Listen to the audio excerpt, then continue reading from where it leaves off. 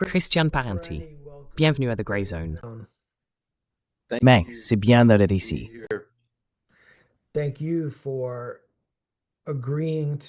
Merci d'avoir accepté de participer à cet hommage à votre père, dont la vie et l'héritage incroyables nous ont tant influencés ici à The Grey Zone.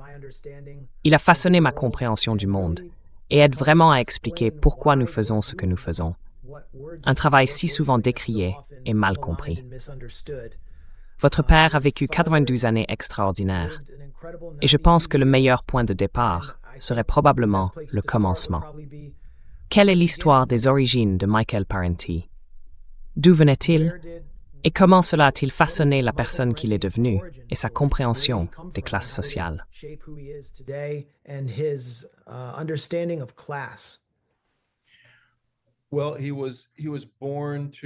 Eh bien, il est né à New York en 1933 de parents immigrés italiens à East Harlem, à une époque où East Harlem était un quartier italien, et ses parents étaient très pauvres. Son père, mon grand-père, Michael Parenti Sr., est né en Italie et est arrivé enfant. Il a été renvoyé de l'école, ou peut-être a-t-il abandonné, parce qu'il avait frappé un enseignant qui le frappait. Il ne parlait pas anglais, n'arrivait pas à l'apprendre assez vite, alors un jour il a attrapé la règle et l'a frappé en retour, et ils l'ont expulsé de l'école. Mon grand-père a commencé à travailler à 9 ans, portant du charbon et de la glace dans les escaliers des immeubles. En conséquence, il était voûté et l'est resté. Il a été ouvrier manuel toute sa vie.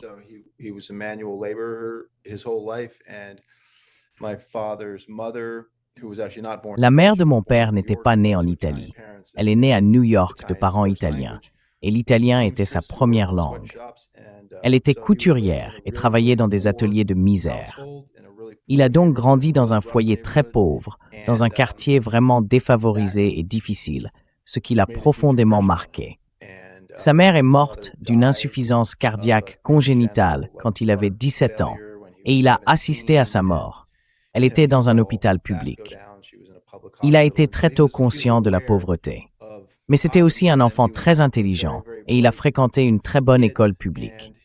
Le directeur de cette école était un éducateur italien renommé venu d'Italie, qui tenait beaucoup à inculquer la fierté aux Italo-Américains.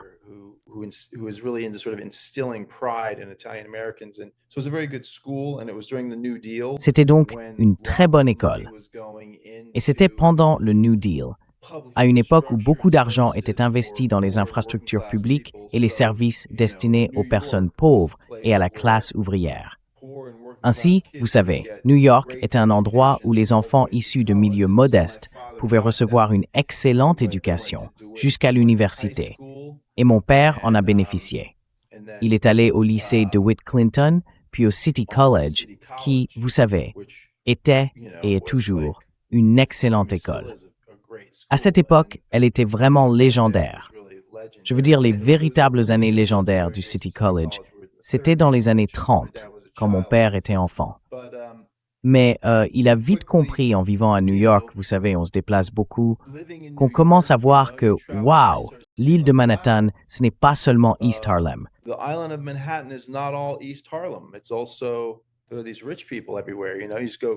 Il y avait aussi tous ces riches partout. Vous savez, il suffisait d'aller un peu plus loin et on se retrouvait dans l'Upper East Side. Il était donc très conscient des inégalités. Il en avait une expérience directe. Mais sa famille n'était pas particulièrement politisée. Il vivait dans un quartier qui faisait partie de la circonscription de Vito Marcantonio. Vito Marcantonio était un homme politique de gauche, un socialiste, et il se présentait sous l'étiquette du New York Labour Party. Il travaillait en étroite collaboration avec Fiorello LaGuardia pour donner au New Deal une orientation très à gauche à New York. Mon père a vu Vito Marcantonio prendre la parole, et Marcantonio a insufflé une forme de politique de conscience de classe dans le quartier.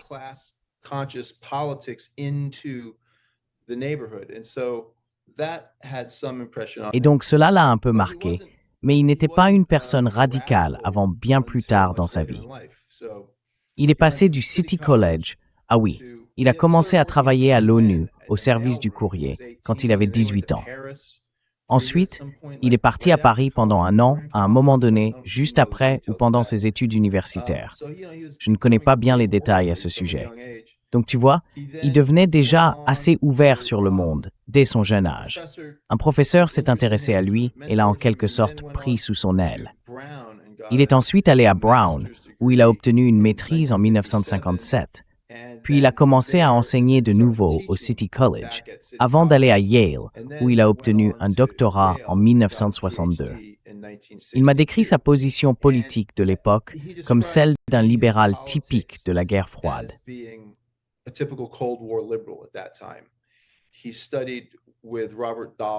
Il a étudié avec Robert Dahl, qui était un politologue libéral célèbre et représentatif du courant dominant.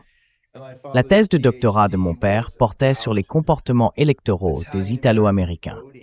Sa grande idée, qu'il a ensuite tournée en dérision, concernait la différence entre acculturation et assimilation.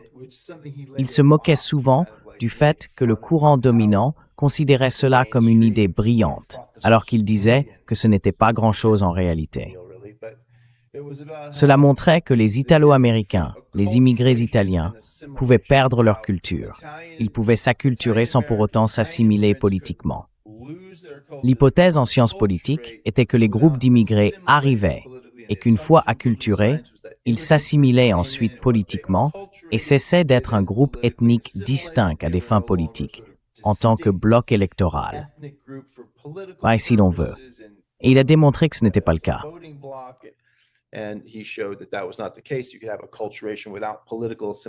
On pouvait avoir une acculturation sans assimilation politique, que les Italo-Américains pouvaient perdre leur langue tout en conservant une identité qui comptait sur le plan politique.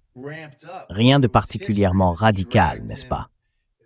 Et à mesure que les années 1960 s'intensifiaient, c'est l'histoire elle-même qui l'a entraîné dans le courant.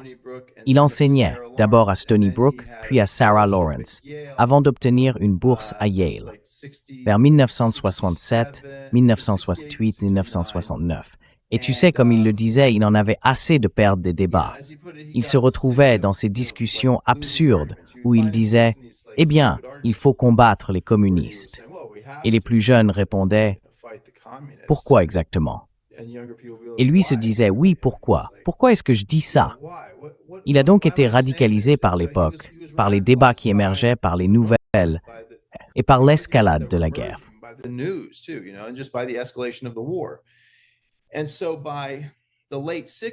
À la fin des années 1960, il était profondément impliqué en politique. Il avait eu d'autres expériences. Il avait travaillé avec Vista dans les Appalaches une fois. C'était un libéral de gauche, mais il s'est vraiment radicalisé et est devenu un militant à la fin des années 1960. Il est passé de la bourse à Yale. Je suis né en 1969 et mes parents se sont séparés à ce moment-là. Puis il est parti à Champaign-Urbana, à l'Université de l'Illinois à Champaign-Urbana.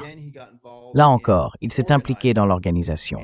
Il s'est lié d'amitié avec deux autres jeunes professeurs, eux aussi italo-américains.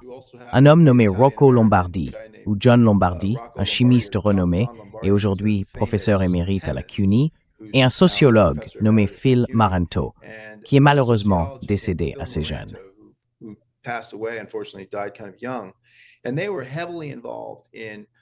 Ils étaient très impliqués dans l'organisation sur place et les choses devenaient assez intenses vers 1969-1971. Lui et Phil Maranto avaient passé un pacte. Je soupçonne, tard un soir autour de quelques verres, même si mon père n'était pas grand buveur, selon lequel si l'un d'eux était jamais attaqué par la police, l'autre interviendrait pour le défendre. C'était sans doute juste des fanfaronnades de fin de soirée, mais voilà qu'un jour, lors d'une petite manifestation, un camion-benz semblait reculer vers des étudiants assis par terre. Mon père était simplement là, en observateur, en visite en réalité. Il ne participait même pas. Et il s'est approché des policiers en disant « Hey, il faut faire quelque chose ici !»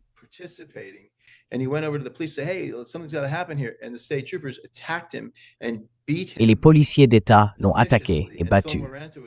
Phil Maranto était là et il s'est précipité pour le couvrir et le protéger. Phil a lui aussi été sauvagement battu. Ils étaient tous deux grièvement ensanglantés, arrêtés et inculpés de crimes. Et donc mon père, malgré le soutien de tout son département, et c'était un schéma qui s'est répété tout au long de sa carrière, tout le département, et je ne sais pas jusqu'où, cela remontait à Champaign-Urbana. Mais dans d'autres cas, cela allait jusqu'au président de l'université, puis la décision était annulée par le conseil d'administration. Mais il n'a pas obtenu la titularisation. Son contrat n'a pas été renouvelé. Il a donc quitté Champaign-Urbana et est allé à l'université du Vermont en 1971 ou 72 peut-être, à Burlington.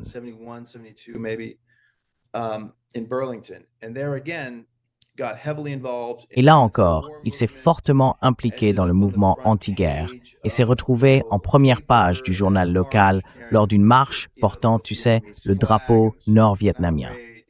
Et c'était un véritable scandale. Mais c'était un excellent professeur et il a publié des travaux importants. Tout son département, le doyen et le président de l'université, ont tous approuvé son obtention de la titularisation. Ou peut-être s'agissait-il simplement du renouvellement de son contrat, je ne suis pas sûr que ce fut déjà la titularisation. Le conseil d'administration a dit « Pas question, ce type est un radical, oubliez ça ». Et ces trois hommes ont été accusés de sympathie communiste pendant des années après cela. Nous le savons parce qu'ils ont tous eu du mal à trouver du travail. Et parce que Rocco Lombardi, John Lombardi, a été informé qu'il était refusé par tous ces établissements.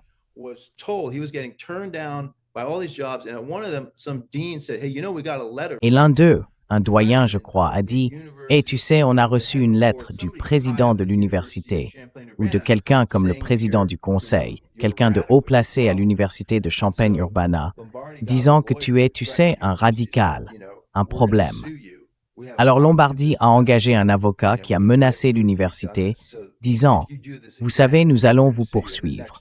Nous avons une copie de cette lettre. Nous avons la preuve que vous avez fait cela. Donc, si vous recommencez, nous vous poursuivrons. » Le poste suivant auquel Lombardi a postulé était à la CUNY, et ils n'ont pas intervenu. Mon père, lui, n'a pas été reconduit à l'UVM. Il est ensuite allé à l'université d'Albany, SUNY Albany, et à l'université Cornell. Et à partir de là, il est devenu en quelque sorte un universitaire itinérant. Il se faisait renvoyer, même lorsque ses collègues le soutenaient.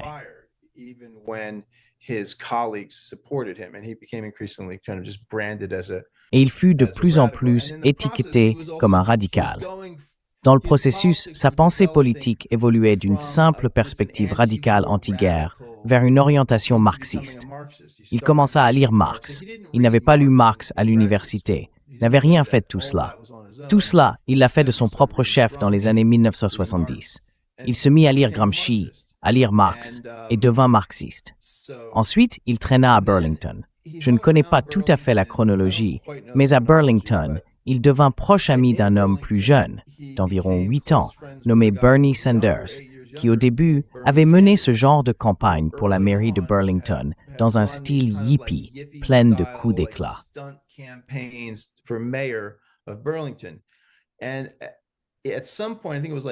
À un moment donné, je crois que c'était vers 1975 ou 1966, il est revenu dans le Vermont. Mon père est revenu dans le Vermont et s'est présenté au Congrès sous la bannière de ce parti, le Liberty Union Party, qui est ce parti particulier du Vermont et qui existe encore aujourd'hui. Et vous savez, il s'est coupé les cheveux, a mis un costume et une cravate et est allé à la rencontre des gens ordinaires du Vermont pour défendre le socialisme. Je m'en souviens. Quand il est venu dans la région du Vermont où je vivais, dans le sud de l'État, je suis allé avec lui, je l'ai vu parler. J'ai entendu comment il expliquait qu'il y avait déjà des éléments de socialisme dans des choses comme les écoles publiques, les routes, la gestion municipale des ordures. Et il n'a pas obtenu beaucoup de voix.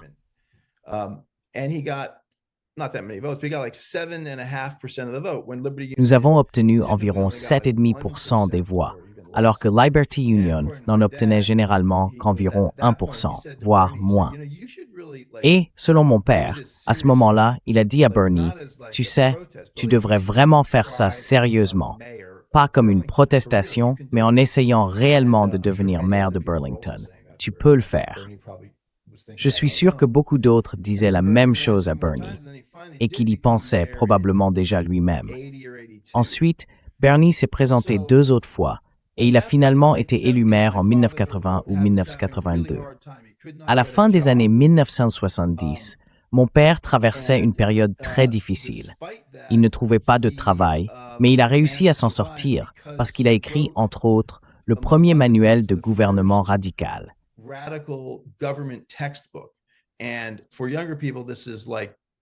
Pour les jeunes, c'est difficile à comprendre. Mais avant Internet, avant les photocopieuses, les manuels scolaires représentaient un grand marché et ils étaient très importants. C'est ainsi que les lectures étaient fournies à l'université.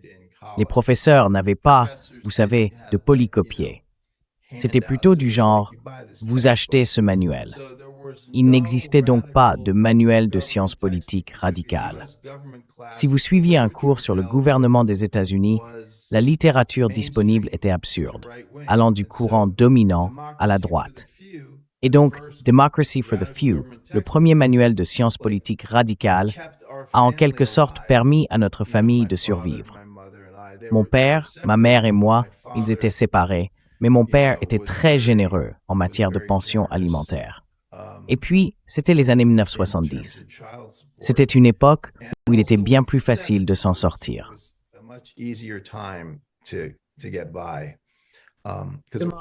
La démocratie pour les rares sots est un livre qui continue d'être partagé et transmis, un peu comme le point de Samy dans les milieux de gauche. Il reste influent, l'un des rares ouvrages qui ont vraiment défini les choses. Il a été révisé 9 fois. Il y a donc 9 éditions. Tous les 3, 4 ou 5 ans, il était mis à jour. Donc oui, il est encore largement utilisé. Un livre très très influent. Essentiellement, l'argument est que le système est truqué et que les intérêts des entreprises et les élites économiques utilisent la propagande pour le maintenir ainsi. Cependant, il croyait en la réforme. Il n'était pas complètement détaché du processus politique américain. Il pensait qu'un changement restait possible, ce qui le distinguait de nombreux autres penseurs radicaux de l'époque.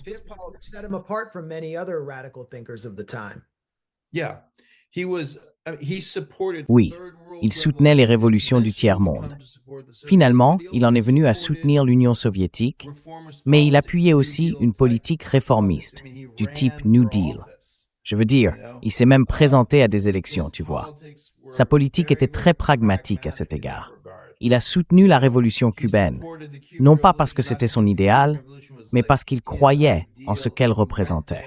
Et il s'y est rendu et a parlé ouvertement des problèmes qu'il constatait, même pendant les jours heureux des années 1970. La bureaucratisation en cours, la corruption déjà naissante. Par exemple, tu sais, à l'hôtel, quelqu'un de la délégation s'est même fait voler son linge envoyé au pressing.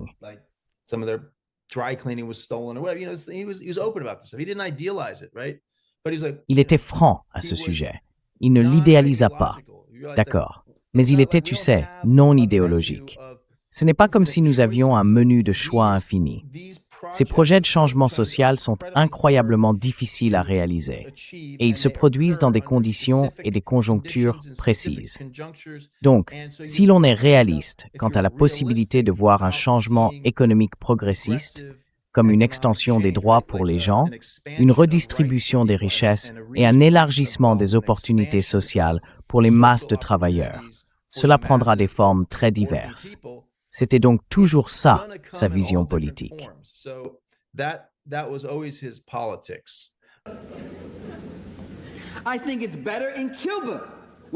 Je pense que c'était mieux à Cuba, où je me suis blessée à la jambe, une blessure très grave, le tendon d'Achille. Je suis allée à l'hôpital et j'ai été opérée. Et personne ne m'a fait cet examen qu'on vous impose aux États-Unis. Le tout premier examen qu'on vous fait, quand vous arrivez dans une clinique d'urgence, même si vous saignez de 3 endroits à la fois. L'examen de votre portefeuille pour vérifier si vous avez une couverture médicale.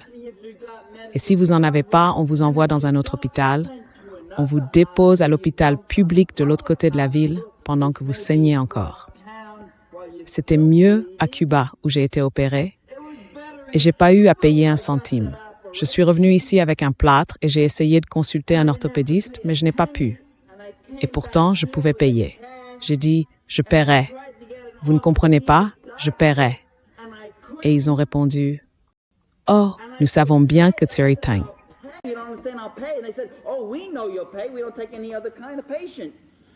Nous n'acceptons aucun autre type de patient, mais ils étaient tous complets. Et j'ai finalement trouvé un type qui venait juste de sortir de la faculté de médecine. Je suis entrée en boitant dans son cabinet. Il a regardé le plâtre et a dit « Gardez-le encore une semaine, ça fera $50. » Je peux vous dire que je n'ai jamais autant détesté payer $50. C'était mieux à Cuba. Dans un pays pauvre, j'ai reçu de bons soins médicaux. Dans un pays riche, on me traite comme un mendiant et un paria. C'était mieux à Cuba où je n'ai vu aucun enfant au ventre gonflé, affamé et en train de mendier. Je n'ai vu personne mendier. C'était mieux à Cuba qu'à Washington, D.C., où je vis, où je marche dans la rue et vois des gens dans une misère et une désorientation totale. Debout là à mendier de la nourriture, de l'argent, dormant dans les couloirs.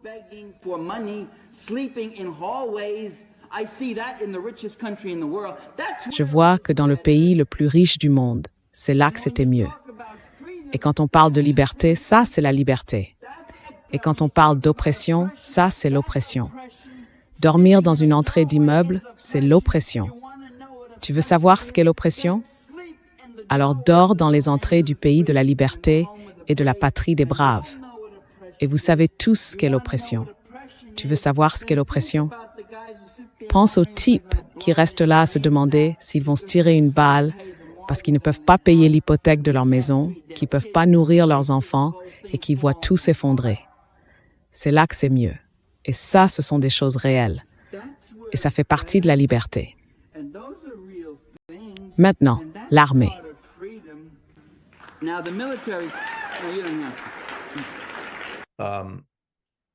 Et oui, tu as raison. Ce n'est pas très courant à gauche de soutenir à la fois des positions réformistes et, tu sais, des mouvements révolutionnaires d'extrême gauche armés, ce genre de choses. Alors, il y avait une histoire que tu voulais raconter à propos de son éditeur ou son responsable de publication qui écrivait dans ton... Oh ouais, enfin ouais. Lui, mon grand-père, un des premiers livres de mon père, je me souviens plus lequel, un éditeur envisageait de le signer. C'était, je crois, son deuxième livre. Ce type venait juste de le signer, où il pensait sérieusement. Alors, il est allé à une conférence de sociologie, et des gens là-bas disaient « Oh, Michael Parenti, vous savez, il est vraiment bon. C'est le seul politologue qui vaille la peine d'être lu. » Et l'éditeur se dit « Ah, intéressant. » Puis il a revu son nom ailleurs. Et plus tard, il rentre à JFK, prend un taxi, et le chauffeur lui dit « Michael J. Parenti, c'était, vous savez, Michael Giuseppe Parenti. Alors que mon père, c'est Michael John Parenti. Vous avez un lien avec l'universitaire. » Et mon grand-père répond « Oui. » Son premier livre coûtait 2,75 $, le deuxième 5,25 $, ce qui voulait dire qu'il montait dans le monde. Donc voilà. Il était fier. Il était fier. Mon grand-père était un type coriace, vraiment coriace. Il a été arrêté 2 fois pour avoir fait tourner des paris pour la mafia. Ce n'était pas un mafioso ni rien de ce genre, mais c'était un homme dur, très dur. Et il a été vraiment dur avec mon père. Il le battait souvent quand il était enfant. C'était simplement accepté, tu vois. Mais mon père l'aimait malgré tout. C'était un type coriace, oui.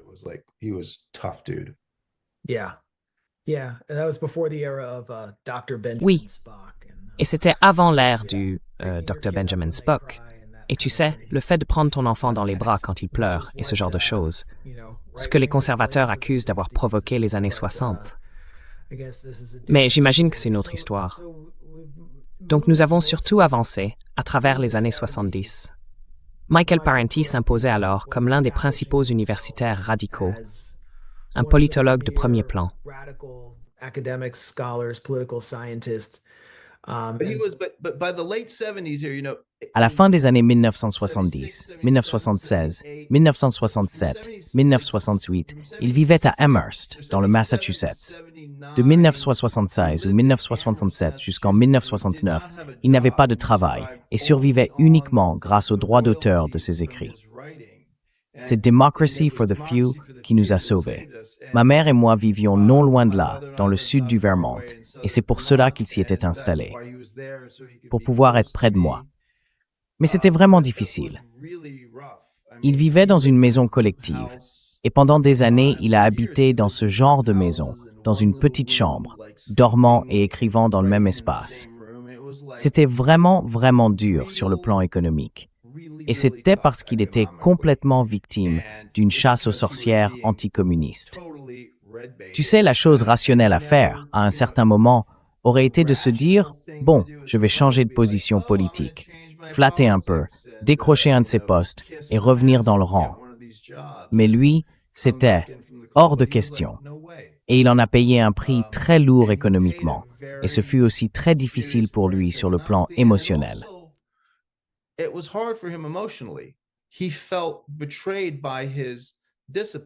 Il se sentait trahi par sa discipline. Vous savez, il était sorti de la pauvreté, de ce quartier difficile, pour entrer dans le monde universitaire. Et il avait participé à la création d'un nouveau caucus politique. J'oublie son nom, mais c'était quelque chose comme le caucus de gauche en sciences politiques. Quoi qu'il en soit, à la fin des années 70 et certainement dans les années 80, l'anticommunisme commençait à s'infiltrer dans la gauche.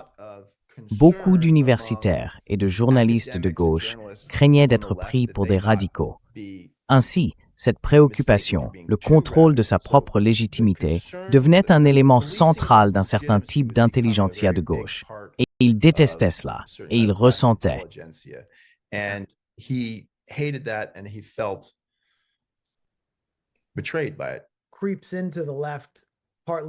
Trahie par cela, elle s'insinue dans la gauche, en partie à cause de l'effondrement de la nouvelle gauche après la violence aventuriste du Weather Underground, et, vous savez, la transformation du SDS en Progressive Labour, qui a essentiellement conduit à sa disparition. Beaucoup de membres de la gauche radicale, issus du SDS, ont soutenu Jimmy Carter et ont rejoint le Parti démocrate. Après l'échec de McGovern, ils n'ont vu aucun avenir pour cette forme de gauchisme aux États-Unis. Puis Reagan arrive au pouvoir et inaugure cette période charnière de la guerre froide, durant laquelle les États-Unis et l'Union soviétique mènent des guerres par procuration. Le mot d'ordre devient le refoulement, le rollback. Et Michael Parenti défend ce qu'il appelle le socialisme d'assiégé, ces États qui étaient certes imparfaits, mais représentaient un socialisme réellement existant. Il se bat fermement pour cette idée. Parlez-nous de cette période. Et, sans doute, enfin, il a certainement payé un prix politique énorme après avoir été de facto mis sur liste noire tout au long des années 1970.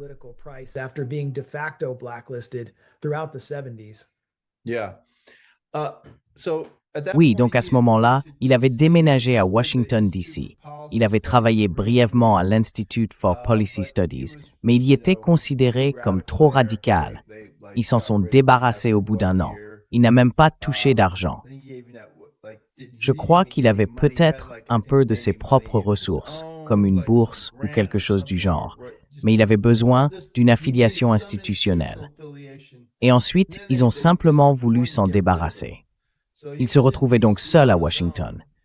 Et oui, ce qui se passait à gauche, c'était cette préoccupation majeure pour la respectabilité, ce qui signifiait souvent critiquer les pays socialistes réellement existants. Et mon père les défendait.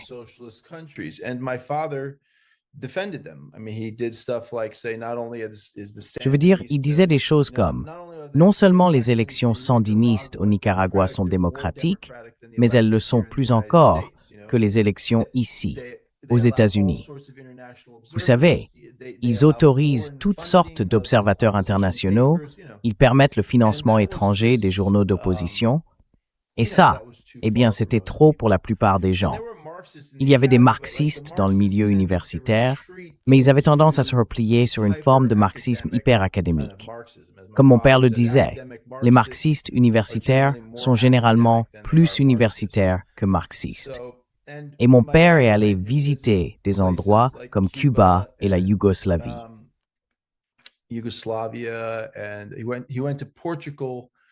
Et il est allé au Portugal juste après la révolution des œillets, qui a marqué la fin du fascisme en 1975, je crois.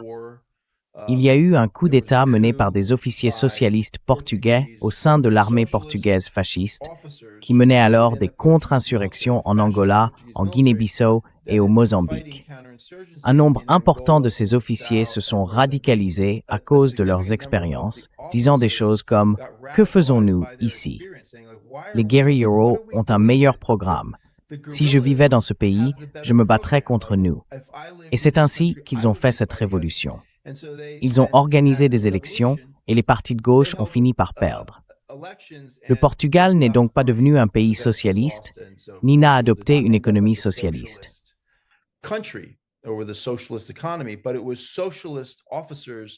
Mais ce sont des officiers socialistes qui ont mené un coup d'État contre un gouvernement fasciste, ce qui a tout de même apporté la démocratie au Portugal. Donc oui, c'était une période de radicalisation croissante. Mon père, à cette époque, dans les années 1980, est aussi devenu, il a rejoint le Parti communiste à un certain moment. Il en était membre en secret, il a eu une compagne pendant de nombreuses années, probablement l'une des relations les plus longues de sa vie, qui était syndiquée, organisatrice syndicale et militante au sein du Parti communiste. Et donc, à Washington, c'était un peu le milieu dans lequel il évoluait. Je me souviens d'y être allé, j'ai vécu avec lui pendant un certain temps, environ 3 mois.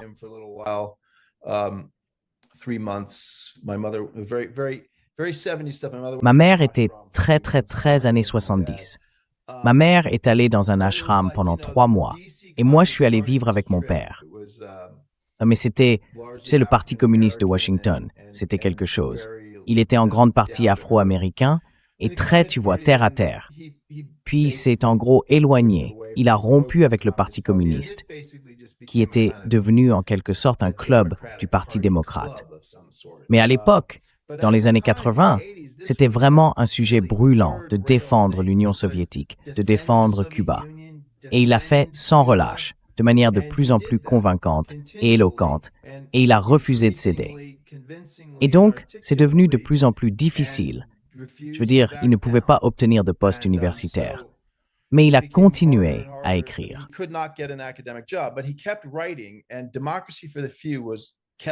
Et Democracy for the Few ne cessait d'être révisé, et c'était vraiment important.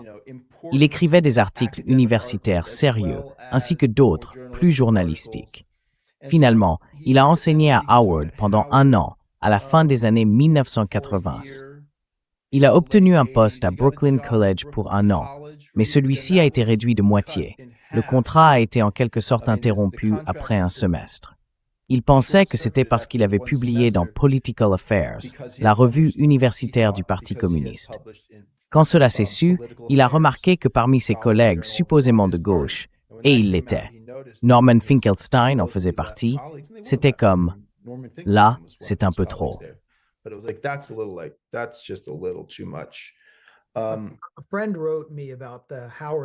Un ami m'a écrit au sujet du chapitre sur Howard, l'expérience d'enseignement de Michael Parenti, et m'a dit que le directeur du département de sciences politiques s'appelait Hilborn Watson, de 1986 à 1990, et qu'il était très favorable au socialisme ainsi qu'aux idées de Michael Parenti.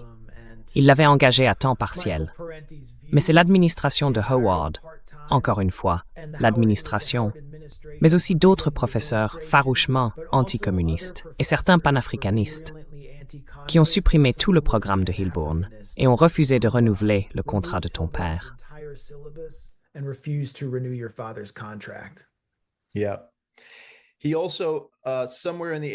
Oui, quelque part dans les années 80, il a été recruté pour devenir le directeur d'un département dans une université en Virginie. J'ai oublié de quel établissement il s'agissait. Il avait été engagé et encore une fois, il bénéficiait du soutien du corps enseignant, des doyens et je crois même du président. C'était une petite université. Puis le conseil d'administration a dit « Absolument pas. Donc oui, c'était courant. Et parfois, tu sais, assez souvent, certaines de ces personnes penchaient un peu à gauche. C'était le cas au Brooklyn College. Je me souviens qu'il en était très amer. Il s'était senti vraiment trahi.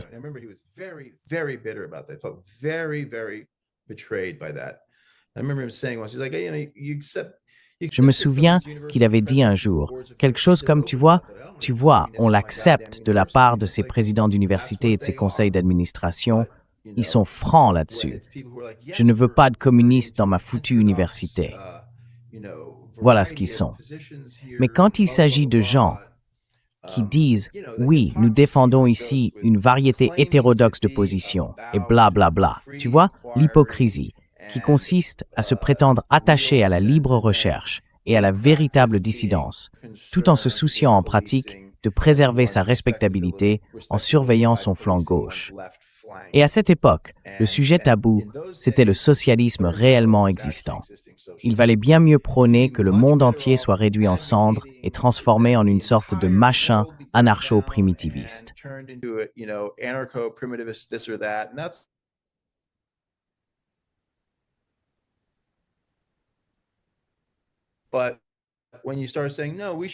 Mais quand tu commences à dire « Non, nous ne devrions pas faire la guerre au Nicaragua », en fait, soulignons les choses qui font bien là-bas. Montrons en quoi l'ordre social émerge là-bas est supérieur au nôtre. Regardez ce qu'ils font pour les petits-enfants. Non? Regardez les mesures universelles que ce pays profondément appauvri place au sommet de son programme politique. Pourquoi ne pouvons-nous pas faire la même chose? Là, tu sais, c'est le moment où on te dit « Ne fais pas ça. Ne va pas sur ce terrain. » D'accord? Fais des trucs ésotériques, écrits sur des concepts obscurs du marxisme. Je ne dis pas que ces choses n'ont pas de valeur. Il y en a. Mais c'est comme si on te disait « Fais ça. Fais des choses que les gens ne peuvent pas comprendre. » Ouais. Tu commences à parler et à écrire d'une manière accessible sur un véritable changement politique qui est réellement en train de se produire. Et c'est difficile à imaginer aujourd'hui, mais le monde était très différent. Je me souviens très clairement de mon père à Washington, quand j'avais, tu sais, probablement 11, 12, 13, 14 ans, quelque chose comme ça, travaillant pour le journal. Et il disait « Oui, je me sens bien. Regarde, un tiers du monde est socialiste. » La révolution sandiniste comptait énormément pour lui. C'était comme « Waouh, c'est pas fini, ça se passe en ce moment. » Et puis il y avait un mouvement de guérilla vraiment puissant au Salvador. Il y avait aussi un mouvement de guérilla assez fort au Guatemala, mais il était, enfin, massacré.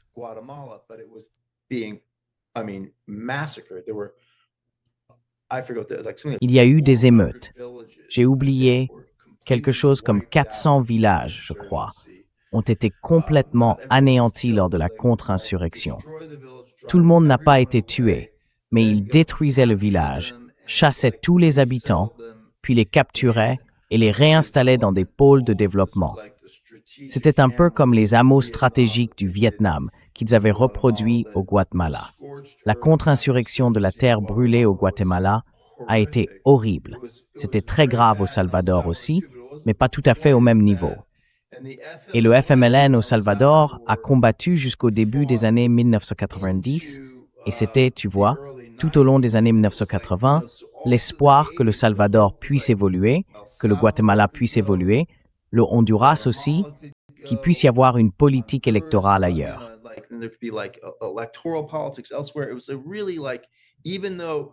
C'était vraiment comme si, même si Reagan était passé de la politique de l'endiguement à celle du refoulement et finançait la contre-révolution dans tous ces endroits, la CIA participait à la coordination d'une invasion de l'Angola parce qu'il y avait là-bas une révolution marxiste, ainsi qu'en Guinée-Bissau, au Mozambique, au Nicaragua, et ensuite ces vigoureux mouvements de guérilla, comme je l'ai dit, au Salvador et au Guatemala, sans parler d'autres lieux. Mais ceux-là étaient vraiment ceux qui occupaient le plus son esprit, car ils faisaient tous partie de cette sorte de tradition tiers internationaliste. Je veux dire, les sandinistes étaient un cas à part.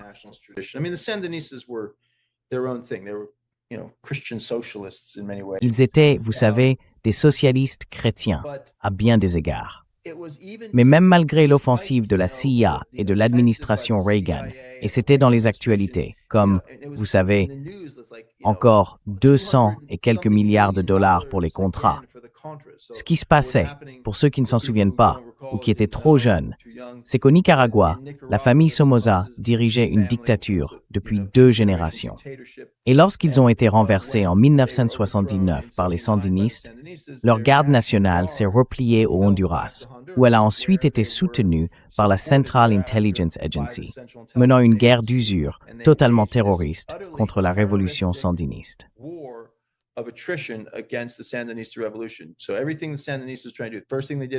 Donc tout ce que les sandinistes essayaient de faire, la première chose qu'ils ont mise en place, c'était une campagne d'alphabétisation. Les contrats arrivaient, trouvaient les enseignants et les assassinaient, tu vois. Les torturaient, les tuaient, les violaient, les massacraient, n'est-ce pas? Les dispensaires de santé, ils les incendiaient, tuaient le personnel médical, détruisaient tout, encore et encore. Un volontaire américain, Ben Linder, était là-bas. C'était un hydrologue. Il essayait de mettre en place des installations de micro-hydroélectricité. Et ils l'ont tué parce qu'il participait à ce projet social. Les contrats, d'ailleurs, ont aussi été pris plus tard, très notoirement, pour trafic de drogue. C'est une histoire incroyable. Je ne vais pas m'attarder sur les détails, mais c'est ce que faisait mon père.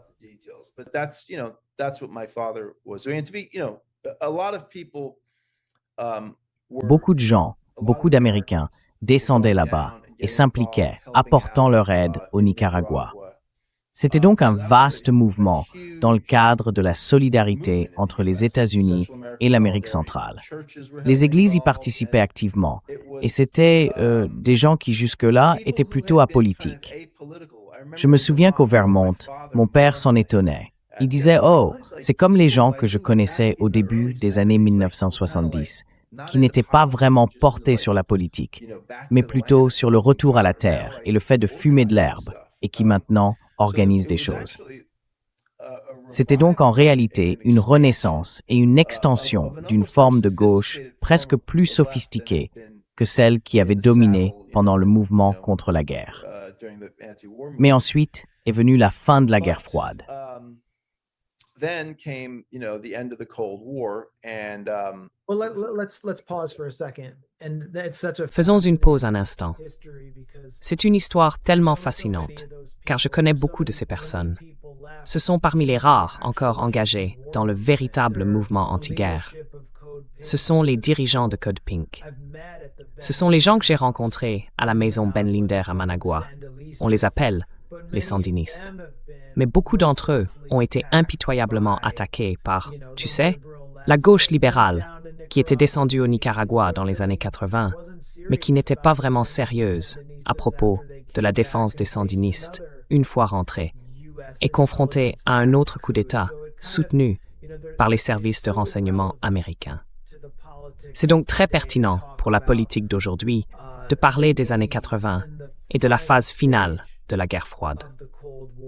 Et ce n'est pas fini. Il existe encore ces États indépendants qui tiennent tête à l'Empire.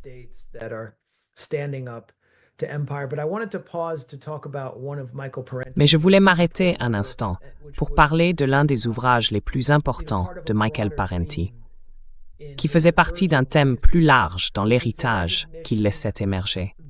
La reconnaissance du fait que les médias dominants étaient en réalité des médias d'entreprise ou des médias capitalistes, qui diffusaient de la propagande auprès du public américain à une époque où il n'existait guère de presse alternative et certainement pas de médias en ligne.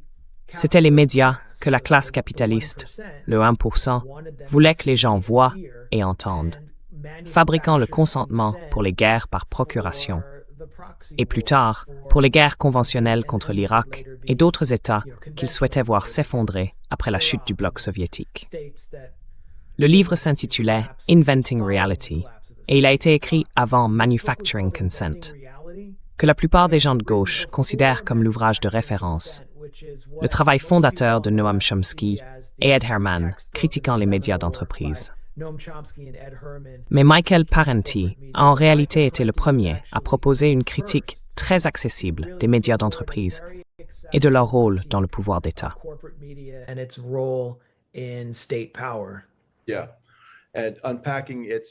Oui, et en analysant les intérêts, les dynamiques de pouvoir, la manière dont tout cela fonctionne, ainsi que les présupposés cachés, les récits et les types d'informations qui ont été éludés ou simplement ignorés.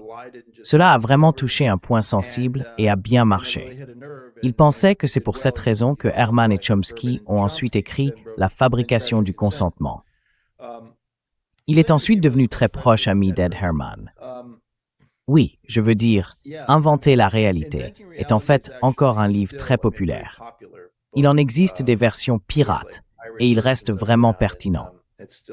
C'est extrêmement important de comprendre comment nous sommes soumis à la propagande, tu vois? L'un de ses arguments était que l'hypothèse dominante disait « Eh bien, nous avons une presse libre, nous vivons dans une société sans propagande. » Et son argument à lui, c'était non. Nous sommes la Navpup, des Fevermunch et Vignalis do monde.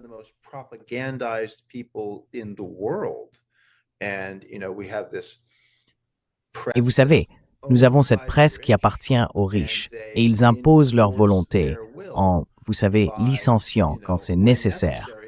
Des gens, des rédacteurs, des journalistes et des animateurs de télévision qui ne suivaient pas la ligne. Je veux dire Phil Donahue, qui avait à l'époque l'émission de débat numéro 1 et s'opposait à la guerre du Golfe. Je veux dire, c'était pas dans le livre, c'était après le livre. Le livre, comme vous l'avez dit, est sorti en 1986 ou 1987. Ils ont viré Phil Donahue. Ils étaient prêts à sacrifier la rentabilité pour des raisons politiques. En gros, il ne faut pas remettre en question la politique étrangère. Et vous savez, ce livre aborde aussi la forme de consentement fabriqué au sein de la classe professionnelle et managériale. Le fait que la grande majorité des journalistes n'avaient pas besoin d'être censurés ou intimidés parce qu'ils avaient appris depuis toujours à interpréter les signaux et à anticiper ce que les rédacteurs et l'ensemble de la structure du pouvoir attendaient d'eux. Et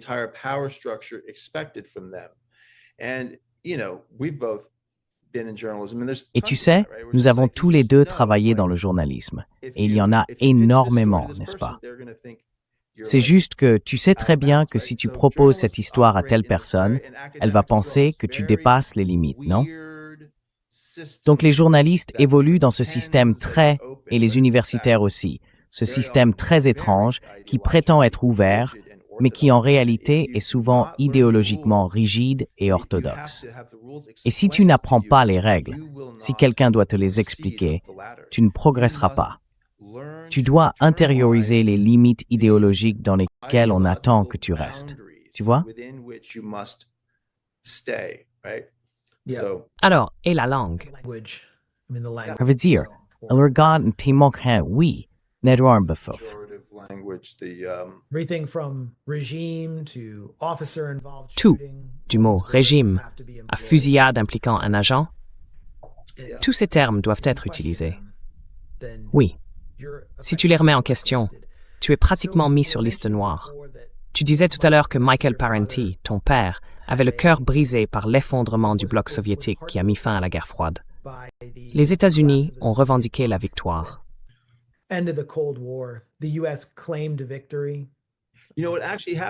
Tu sais, c'est déjà arrivé auparavant. Une partie intéressante de son évolution politique se déroule avant cela, au moment où le film JFK est sorti, à la fin des années 80, en 88, quelque chose comme ça. Non, je pense que c'était dans les années 90. Ah, c'était ça? D'accord, je m'étais trompé alors.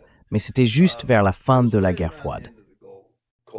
Dope, c'est 91. Donc c'est plus ou moins concomitant à tout ça. Mais oui, on pourra en parler ensuite.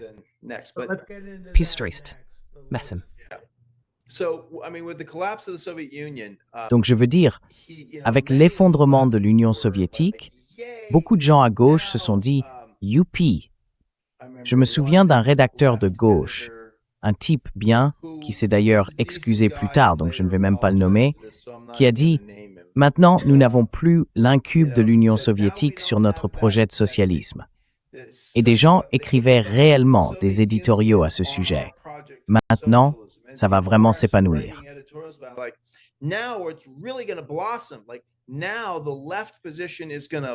Maintenant, la position de la gauche va simplement prospérer parce que nous ne sommes pas associés à cette société autoritaire et bureaucratique. Tu vois ce que je veux dire?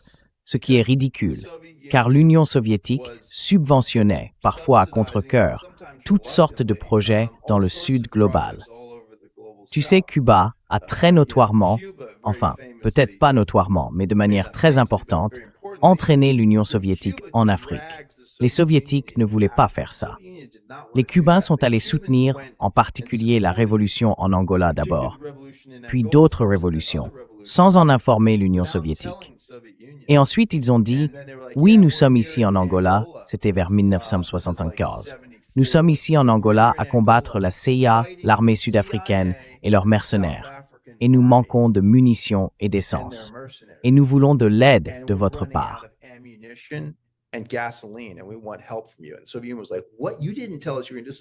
Et donc, c'était un peu comme, quoi, tu nous as pas prévenus?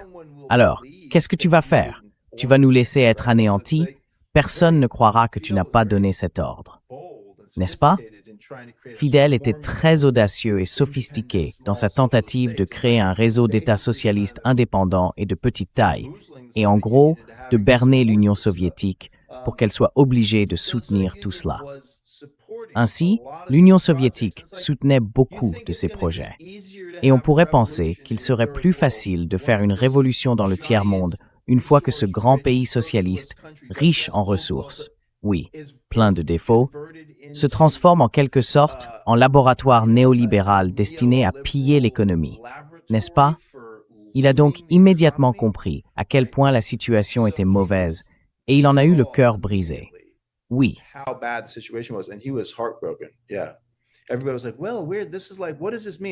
Tout le monde se disait, eh bien c'est étrange, qu'est-ce que ça veut dire? Et lui il disait, c'est horrible. Quelque chose s'est un peu brisé en lui à ce moment-là. Le comité, il n'y a plus de contrepoids à l'Empire occidental à ce stade. Oui, c'est ça. Et il a dit, il n'y a désormais plus aucune retenue du côté des États-Unis. Et ensuite, qu'est-ce qui se passe? La guerre du Golfe. Tu sais, ils reviennent par l'intermédiaire de leurs alliés et cela conduit à « oui, nous allons intervenir avec une force militaire massive et attaquer l'Irak ». Bush père a eu la sagesse, comme l'a dit Cheney, quand la presse lui a demandé « pourquoi ne pas aller jusqu'à Bagdad ?» Il a répondu « non, occuper Bagdad semble être la définition même d'un bourbier. »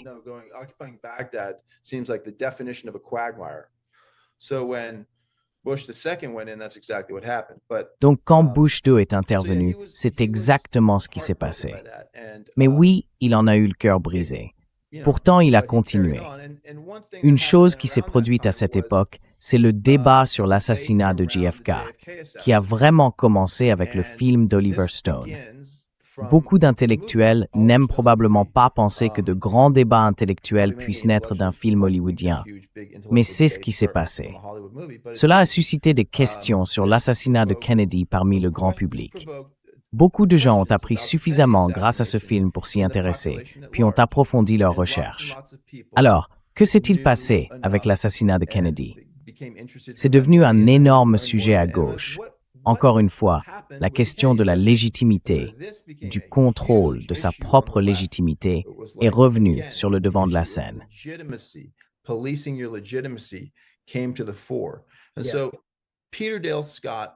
Peter Dale Scott était vraiment le principal universitaire à défendre, à travers une recherche empirique très rigoureuse, l'idée que la CIA était impliquée dans l'assassinat de JFK.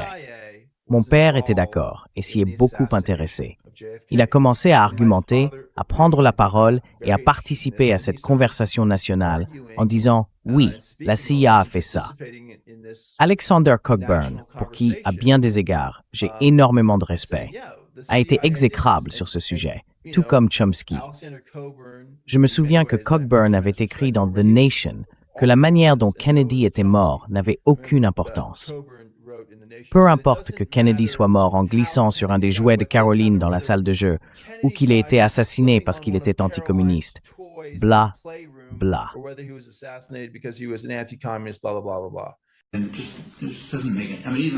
Même si c'était vrai, ce qui est extrêmement improbable, qui s'en soucie? Cela n'a aucune importance.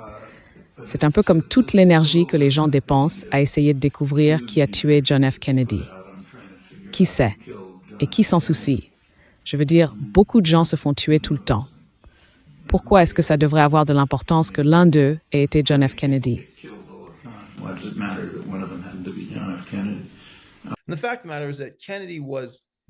Le fait est que Kennedy était anticommuniste, mais il évoluait, il changeait.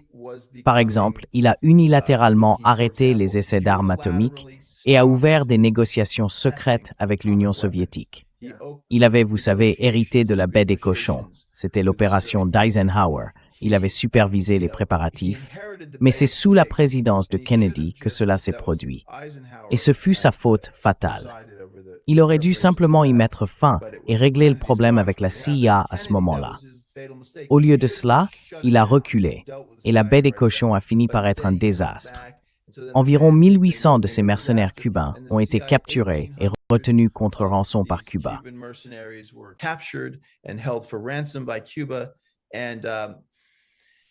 Et vous savez, Kennedy a dit après cela qu'il voulait réduire la CIA en 1000 morceaux et les disperser aux quatre vents.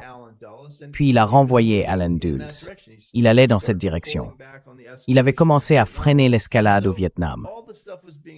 Tout cela faisait l'objet de négociations, de débats dans les années 1990, et mon père soutenait. Écoutez, c'est une question importante. C'est un élément essentiel du fonctionnement du pouvoir. Il a commencé à s'intéresser à l'État clandestin, l'État profond, la CIA, les agences de renseignement et leur rôle dans la gestion des États-Unis. Je veux dire, il en avait déjà conscience. Il n'était pas totalement naïf à ce sujet.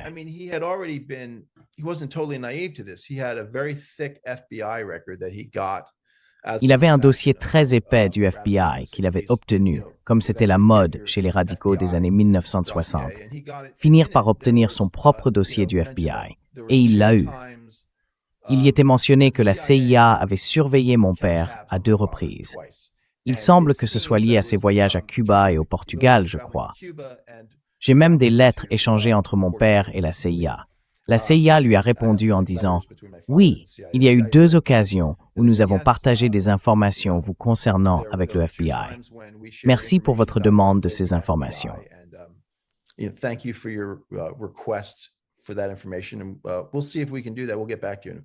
nous verrons si nous pouvons faire cela. Nous reviendrons vers vous. Et bien sûr, ils n'allaient jamais le publier, mais au moins, ils lui ont écrit cette lettre. Donc encore une fois, beaucoup de gens de gauche, vous savez, rejetaient l'assassinat de Kennedy. C'est à ce moment-là que toute cette idée de complot, de théorie du complot, cela devient, enfin, c'est un terme péjoratif qui existait déjà depuis un certain temps, mais qui a vraiment pris son essor. Au moment de l'assassinat, cela le précédait. Mais ce genre, vous savez, d'insultes intellectuelles. « Oh, tu es un complotiste, n'est-ce pas une théorie du complot ?» Mon père réagissait très mal à cela. Il trouvait scandaleux.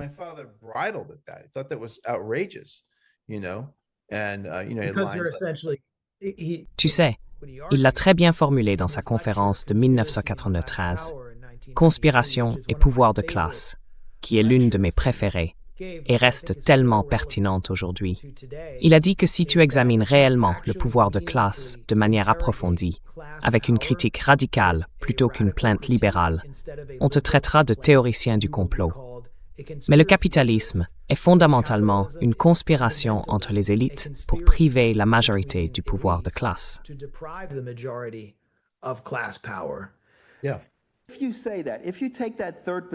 Si vous adoptez cette troisième perspective, si vous ne vous livrez ni à une célébration conservatrice ni à une plainte libérale, mais que vous engagez réellement une analyse radicale, vous franchissez une ligne invisible et serez qualifié dans les cercles dominants de théoricien du complot, de marxiste ou même de paranoïaque, des termes parfois considérés comme synonymes. En 1837, Abraham Lincoln remarquait que les capitalistes agissent généralement de manière harmonieuse et concertée pour dépouiller le peuple. Aujourd'hui, Abe Lincoln serait rejeté comme un théoricien du complot. Il attribuait une intention consciente à un intérêt de classe. Pour certaines personnes, le complot est par définition ridicule et inexistant.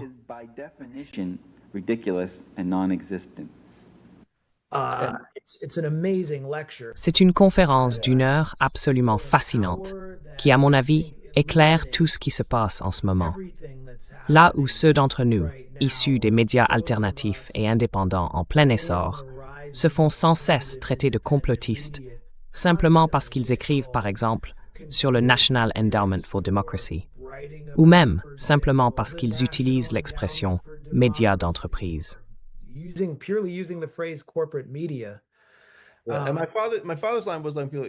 Et mon père disait quelque chose comme « Tu es un adepte des théories du complot ». Il ne disait pas « Non, non, non ». Il disait « Oui, oui, c'est bien ce que je veux dire. Je veux dire qu'il existe des complots menés par les élites. Tu penses qu'ils se réunissent dans des salles ?» C'était une de ses répliques. Ils se réunissent dans des salles et des endroits. Oui, ils se réunissent dans des salles. Où veux-tu qu'ils se réunissent? Ils se réunissent dans toutes sortes d'endroits. Mais oui, beaucoup de choses se passent dans des salles. Et ils planifient. Ils ont des intérêts communs. Et ils élaborent des plans pour défendre et faire avancer ces intérêts. Et oui, des complots existent.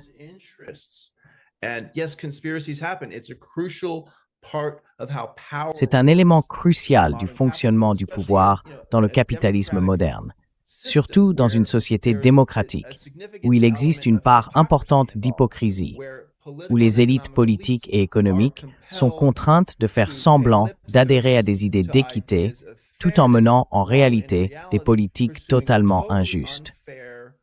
Des politiques qui garantissent leur pouvoir politique et économique, qui veillent à ce que la richesse soit dirigée vers le haut et concentrée en quantité toujours plus grande, et qui maintiennent toutes sortes de contrôles politiques pour obliger les gens à travailler plus pour moins, n'est-ce pas?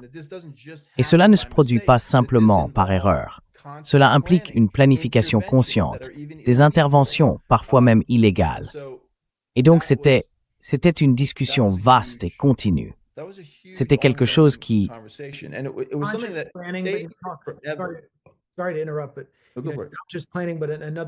Désolé d'interrompre, mais juste pour ajouter, un autre concept qu'il introduit dans ce cours et dans ses travaux de l'époque est la théorie de l'innocence.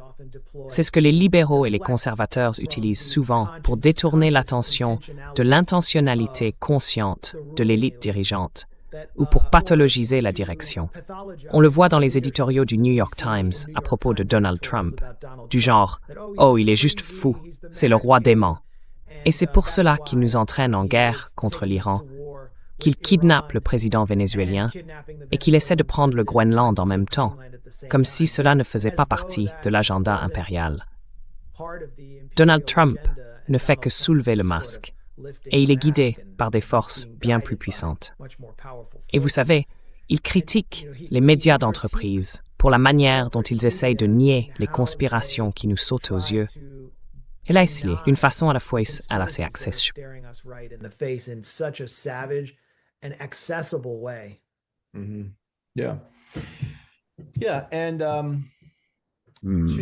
Oui, oui, et éviter cet aspect du pouvoir, c'est passer à côté d'une partie vraiment importante du pouvoir. Et ce qui a aussi nourri tout ce moment-là, c'était les audiences de l'affaire Iran-Contra. Donc ce qui se passe là, c'est que, dans le cadre, comme tu l'as mentionné plus tôt, de l'amendement Boland, n'est-ce pas? Des religieuses américaines sont violées et tuées par les Contras au Nicaragua. Et à ce moment-là, au Congrès, on voit même des catholiques conservateurs, issus, tu sais, de villes ouvrières du Nord-Est, totalement anticommunistes. L'Amérique a toujours raison. Mais là, ils ne peuvent pas accepter ça. Totally anti-communist, America right or wrong, but they're not into that. You don't kill nuns. And so there were finally enough votes. On ne tue pas des nonnes. Il y a donc enfin eu suffisamment de votes pour limiter le montant de l'aide destinée aux contrats. Ils ont dit plus d'aide létale, uniquement de l'aide humanitaire. Les gens disaient, eh bien, l'argent est fongible. Mais cela a tout de même imposé une limite au montant d'argent que le gouvernement faisait transiter. Je crois qu'il s'agissait généralement de plus de 200 millions de dollars par an, ce qui, à l'époque, représentait une somme énorme pour les contrats. Et donc la CIA, ainsi qu'un petit groupe au sein du Conseil de sécurité nationale de l'administration Reagan, ont commencé à lever des fonds privés.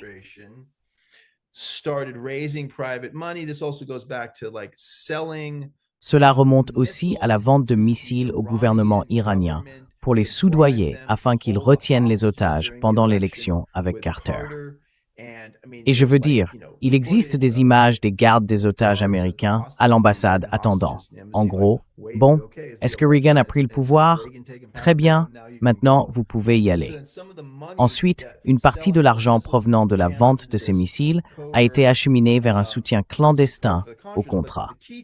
Mais l'essentiel, c'est que la CIA agissait hors budget, transférant des armes au contrat avec l'argent qu'elle avait récolté grâce à cette vente de missiles et auprès d'anticommunistes fanatiques, notamment au Texas.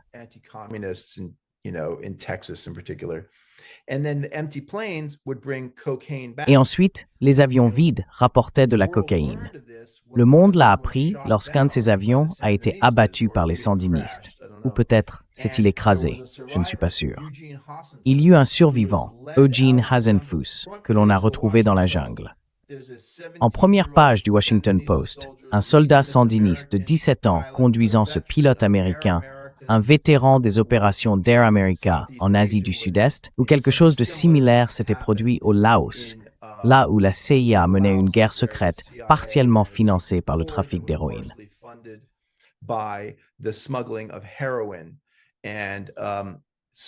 Et donc, Eugene Hasenfuss avait piloté des avions impliqués dans ce trafic d'armes et d'héroïne en Asie du Sud-Est. Il est ensuite recruté pour faire quelque chose de similaire. Son avion est abattu, et c'est comme dans un film. Sauf que ça s'est vraiment passé. Il a un petit carnet noir avec le numéro d'Oliver North et tous ces noms de l'administration Reagan. Puis tout cela éclate en audition au Sénat. John Kerry, de toutes les personnes possibles, préside ces séances. Il y a le comité Kerry et ils tiennent ces auditions à l'été 1987, je crois. Des audiences intégrales, du début à la fin.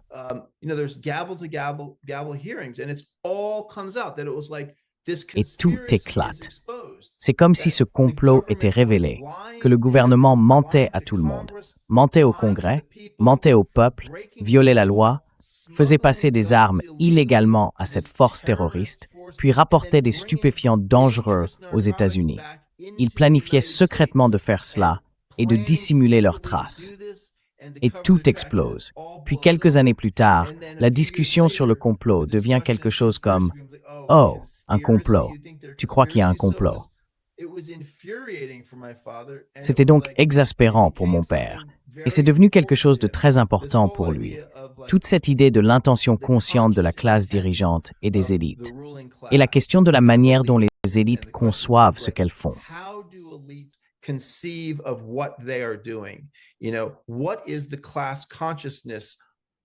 sais, quelle est la conscience de classe de la classe dirigeante et de l'élite américaine?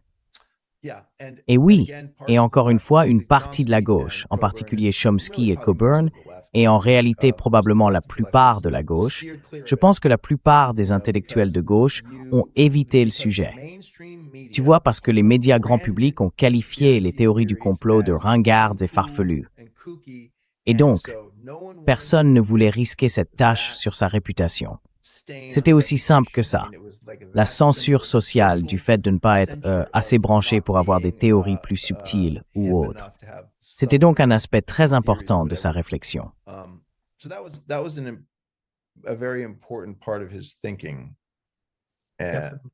Et tu as déménagé dans la région de la baie dans les années 90. Et en 1989, j'ai déménagé à San Francisco. Ma tante habitait dans le comté de Marin et enseignait dans les écoles publiques de San Francisco. Donc j'avais quelques amis là-bas. J'ai emménagé et mon père, eh bien, je travaillais à KPFA. Et mon père, KPFA, faisant partie du réseau Pacifica, enfin c'est Pacifica qui m'a d'abord fait découvrir le travail de ton père. Je connaissais des gens qui étaient à KPFK à Los Angeles quand j'y vivais. J'écoutais ses conférences à la radio avec Chomsky, Ederman et tous les autres. Et c'était assez fascinant d'entendre ça pendant qu'on était coincés dans les embouteillages. Ouais.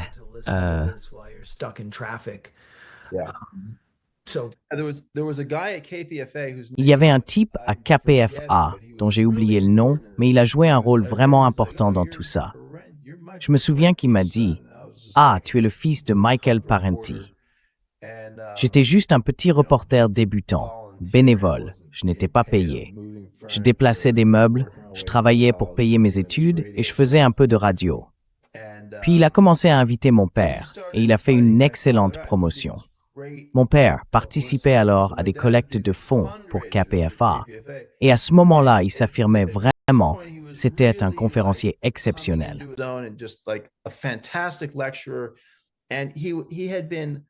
Et il avait été tellement marginalisé à Washington, après y avoir passé 13 ans, entouré de tous ces gens.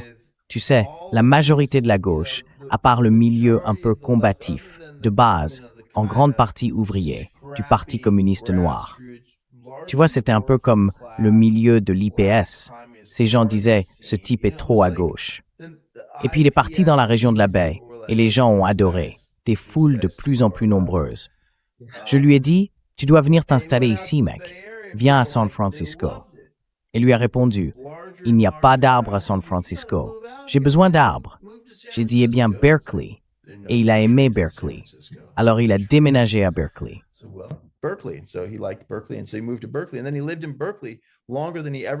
Et puis, il a vécu à Berkeley plus longtemps qu'il n'a jamais vécu ailleurs. Il y est resté, disons, j'ai oublié exactement, peut-être 34 ans ou quelque chose comme ça. Et c'est vraiment à ce moment-là qu'il s'est épanoui en tant qu'intellectuel public.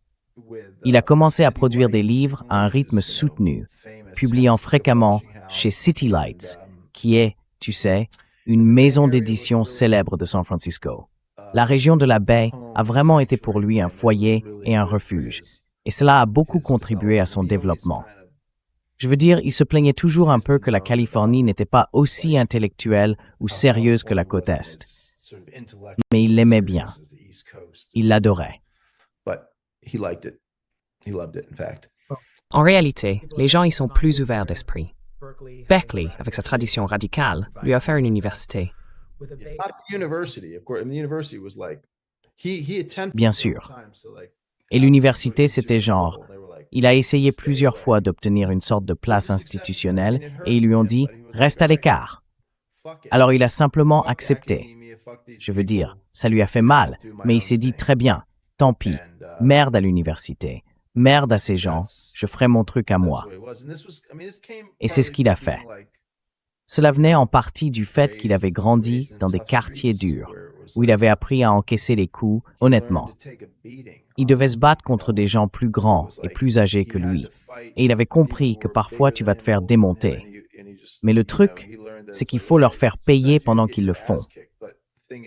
Il avait donc cette mentalité de bagarreur de rue, et il a écrit tellement de livres.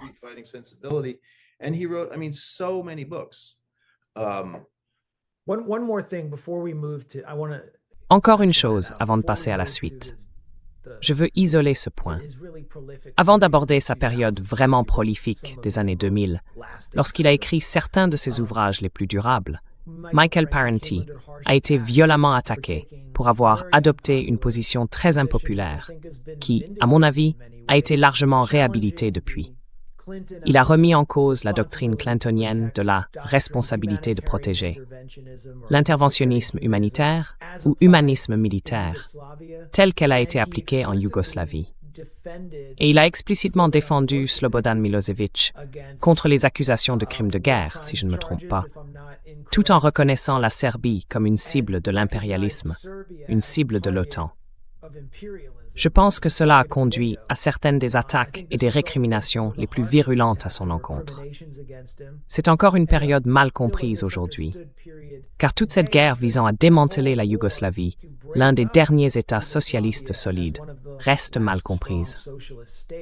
Peux-tu donc parler de cette histoire et de la manière dont elle influence encore son héritage? That saga and how it still affects his legacy. Yeah.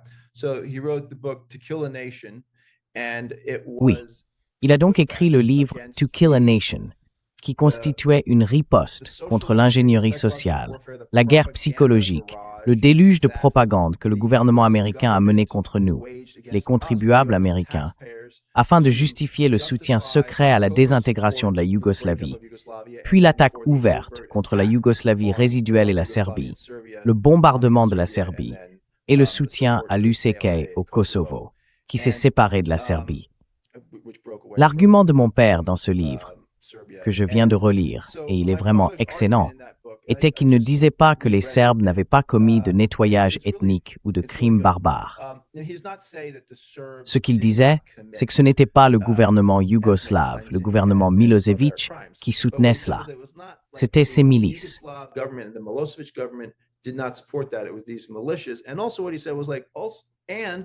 Et puis ce qu'il a dit aussi, c'était quelque chose comme « Et les Croates alors ?» Les Croates ont été incroyablement violents envers les Serbes et les musulmans de Bosnie. Ils étaient ouvertement fascistes. Je veux dire, la Croatie avait été un allié fasciste de l'Allemagne pendant la Seconde Guerre mondiale, et ils avaient là-bas un mouvement appelé les Ustashi, qu'ils ont ressuscité avec tous les insignes et l'idéologie sous Tudman, qui était leur dirigeant. Et tout cela a été simplement dissimulé et ignoré par la presse américaine. Donc, l'effort de mon père visait à rappeler aux gens qu'il se passait beaucoup de choses. Toutes les parties faisaient cela. La Croatie le faisait vraiment, mais même les musulmans de Bosnie, qui étaient le plus petit groupe et subissaient le pire, ont aussi commis d'horribles crimes contre des civils, tout comme les Serbes séparatistes.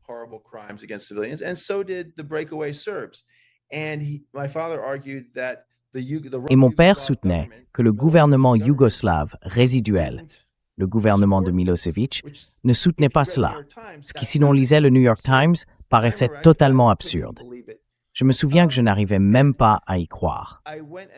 J'ai cherché à l'époque ou après la parution du livre, je me souviens d'avoir cherché, et il disait, « Tu sais, on ne trouve nulle part de citation de Slobodan Milosevic appelant au nettoyage ethnique. » Et j'ai cherché plusieurs fois, très consciencieusement, et la seule citation qu'ils avaient, lorsqu'ils affirmaient qu'ils soutenaient le nettoyage ethnique, provenait de cette fameuse ou tristement célèbre déclaration de Kosovo-Polje, la plaine du Kosovo, où, dans un contexte de tensions ethniques croissantes entre Serbes et Kosovars albanais, 2 Serbes avaient été violés avec des bouteilles et assassinés. Alors les Serbes ont perdu leur sang-froid, et il y a eu ce grand rassemblement.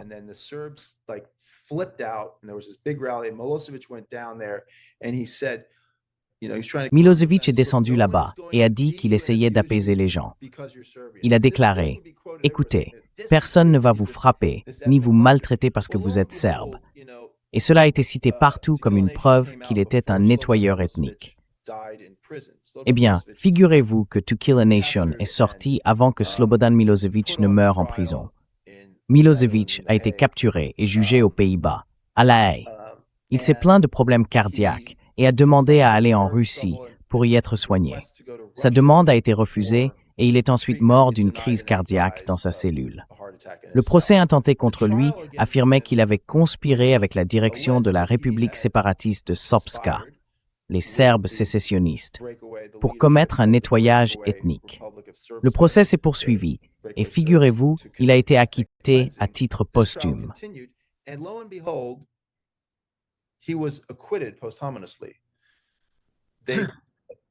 Ils ont conclu que Radovan Karadzic, le dirigeant de la République serbe sécessionniste, était coupable. Ratko Mladic, son principal commandant militaire, a également été reconnu coupable. Mais il existait un certain nombre d'enregistrements audio et d'autres communications documentées entre Milosevic et Karadzic, dans lesquelles Milosevic disait « Pourquoi t'en prends-tu aux Bosniaques en Serbie ? Tu ne devrais pas faire ça.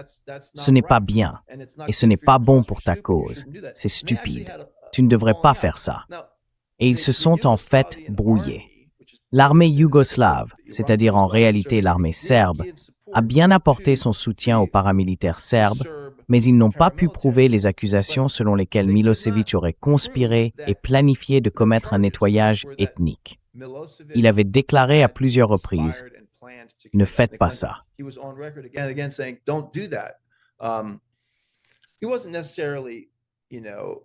ne disait pas nécessairement « C'est une violation des droits de l'homme, ne fais pas ça ». Il disait plutôt « C'est stupide, pourquoi fais-tu ça? Ça va pas marcher ». Mais il avait un vrai conflit intérieur. Auditeurs, téléspectateurs, cherchez sur Google. L'acquittement posthume de Milosevic. C'est quand même assez incroyable que cela ait pu arriver. Donc vous voyez, je pense que c'est aussi une forme de justification de ce que mon père défendait dans ce livre. Et il ne cherchait pas à excuser les paramilitaires serbes qui ont effectivement commis des atrocités. Il essayait simplement de remettre en question le récit qu'on nous avait servi, selon lequel les Serbes étaient aussi mauvais qu'Hitler, tandis que les deux autres factions, les musulmans bosniaques et les Croates, étaient les gentils, les démocrates, les humanitaires qui avaient besoin de notre soutien et de notre argent.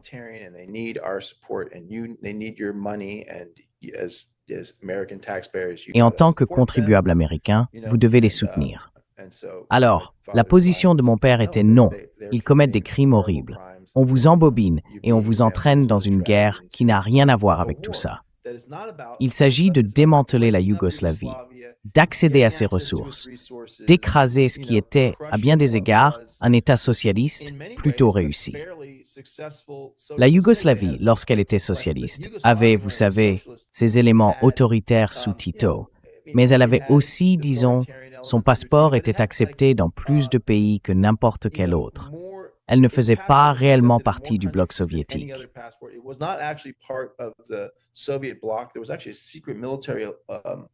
Il existait en réalité une alliance militaire secrète avec l'Occident.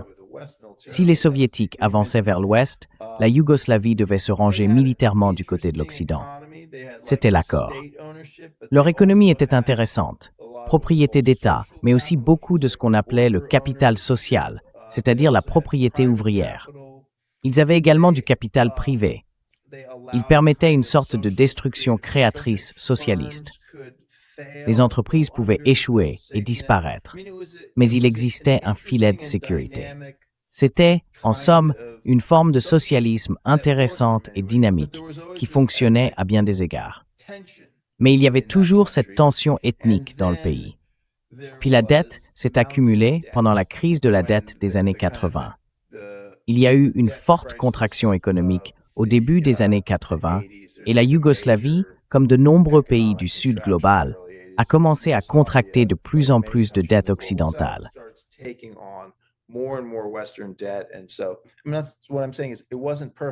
Et donc, c'est ce que je dis, ce n'était pas parfait, mais c'était un modèle intéressant. Et il y avait une autre chose que Milosevic a faite. Il n'a pas opté pour la thérapie de choc. Il n'a pas adhéré à tout cela. Il y a eu de la privatisation en Serbie, mais pas autant que dans d'autres parties de l'ex-Yougoslavie. Et dans la mesure où il y a eu privatisation, elle a eu tendance à bénéficier à des entreprises locales plutôt qu'à des multinationales. C'était aussi un élément crucial de l'argumentation de mon père, qu'il déteste Slobodan Milosevic parce qu'il ne joue pas le jeu sur les questions économiques. Son principal péché, c'est qu'il essaye de garder le contrôle sur les ressources nationales. Et je me souviens être allé en Serbie juste après les bombardements et au Kosovo.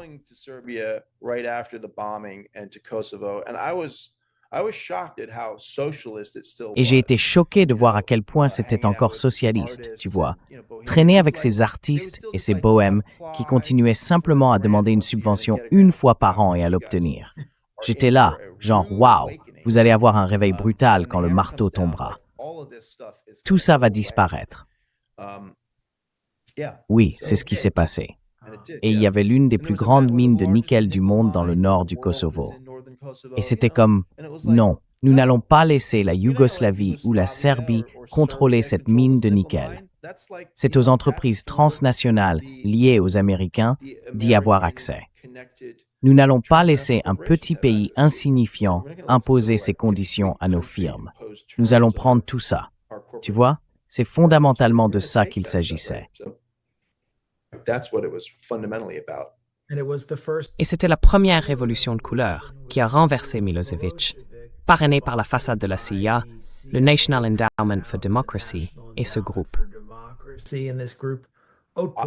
Ouais, avec ça. C'est ce que l'on voit aujourd'hui dans toutes les révolutions de la génération Z, qui sont parrainées par le NED. Mais oui, il avait compris cela bien avant beaucoup d'autres. En avançant vers les années 2000, c'était vraiment, je pense, le point culminant de Michael Parenti en tant qu'intellectuel public, du moins en termes de notoriété. Il publiait des livres qui étaient à la fois très différents les uns des autres, très originaux et pourtant très accessibles. Black Shirts and Reds est aujourd'hui une sorte de bible pour les communistes contemporains. Je suppose que le livre juste en dessous serait The Assassination of Julius Caesar.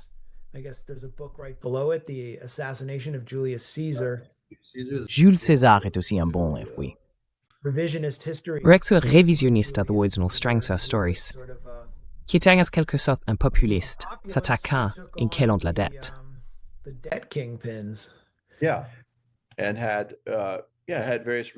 Et il avait divers programmes de redistribution. Et ce n'était pas la préoccupation pour la démocratie qui poussa ses sénateurs plutocratiques à le poignarder à mort. C'était le fait qu'il était un populiste. Il ressemblait à un type à la Huey Long. Ce n'était pas un socialiste, mais il prônait, il y avait une sorte de dole romaine, il avait un contrôle des loyers. Je veux dire, pour l'époque, il faisait des choses assez intéressantes. Donc, oui. Tu as donc écrit ce livre, Chemise noire et rouge, la lutte culturelle, les médias de l'illusion, l'histoire comme mystère, vérité sale, qui est une collection d'essais.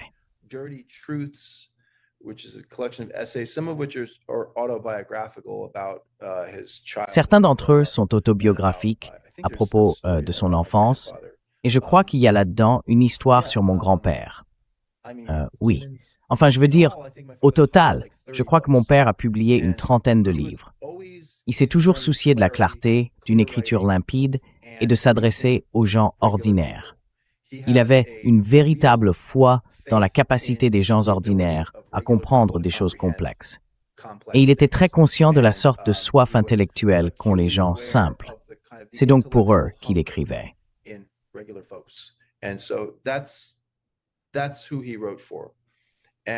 Et c'était une insistance sur le fait que Marc, tu soulignerais, que le marxisme n'est pas une théorie complexe.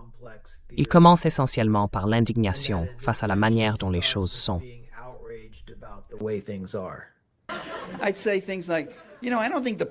Je disais des choses comme « Vous savez, je ne pense pas que la police soit neutre. » Je veux dire, pourquoi, lors d'une grève, prend-elle le parti des propriétaires d'usines et non celui des ouvriers? Pourquoi défend-elle la propriété plutôt que les droits du travailleur, qui a pourtant un droit légitime sur le travail qu'il investit? Ils disent « Oh, ça, c'est Marx. C'est Marx. » J'entends ça tout le temps. Je dis « Vous savez, je ne pense pas que la politique américaine soit si innocente.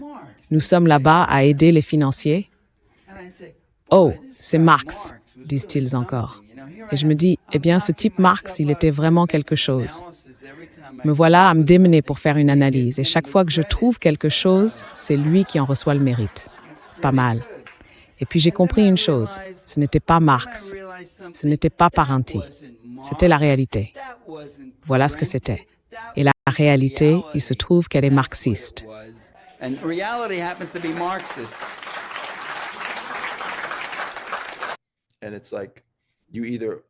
Et c'est comme tu disais autrefois, soit tu le possèdes, soit tu travailles pour. Tu vois? Je veux dire, c'est la division fondamentale. Les gens qui possèdent les moyens de production et ceux qui leur vendent leur travail. C'est ça, le fond du problème. Soit tu possèdes ce foutu truc, comme disait la citation, soit tu bosses pour. Et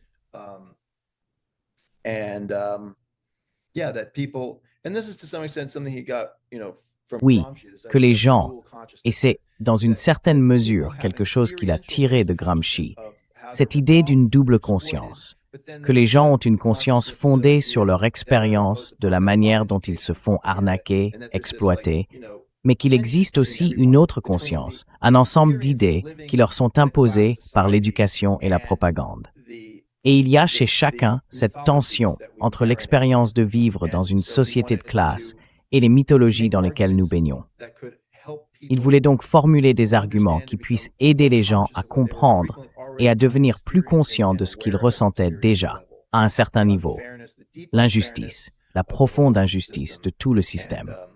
Et oui, dans ce cadre, la dépendance pathologique du capitalisme, des éléments corporatifs, des entreprises et de la classe possédante. Le fait qu'ils étaient en réalité tout à fait dépendants d'une sorte de crypto-socialisme. Actually quite dependent on a sort of crypto-socialism. That's like the state is constantly bailing them out. C'est comme si l'État les renflouait sans cesse, les subventionnait, les protégeait, créait des conditions favorables à l'accumulation du capital, parce qu'il permet, tu vois, l'exploitation facile de la main-d'œuvre, l'élimination aisée des déchets, les externalités sous forme de pollution, ce genre de choses.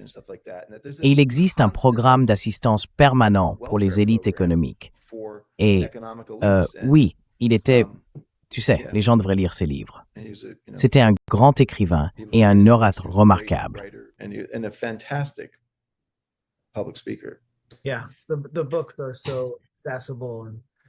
Oui, les livres sont très accessibles et ils se lisent d'une traite, ce qui est rare pour des auteurs qui s'intéressent à des sujets aussi lourds que l'Empire et l'assassinat de Jules César.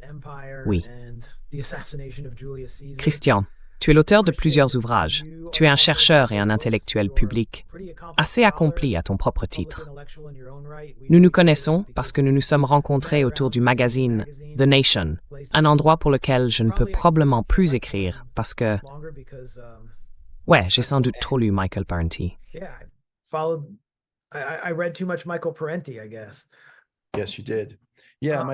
Oui, c'est vrai. Mon père n'a jamais eu l'occasion d'écrire pour The Nation. Il n'aurait jamais pu.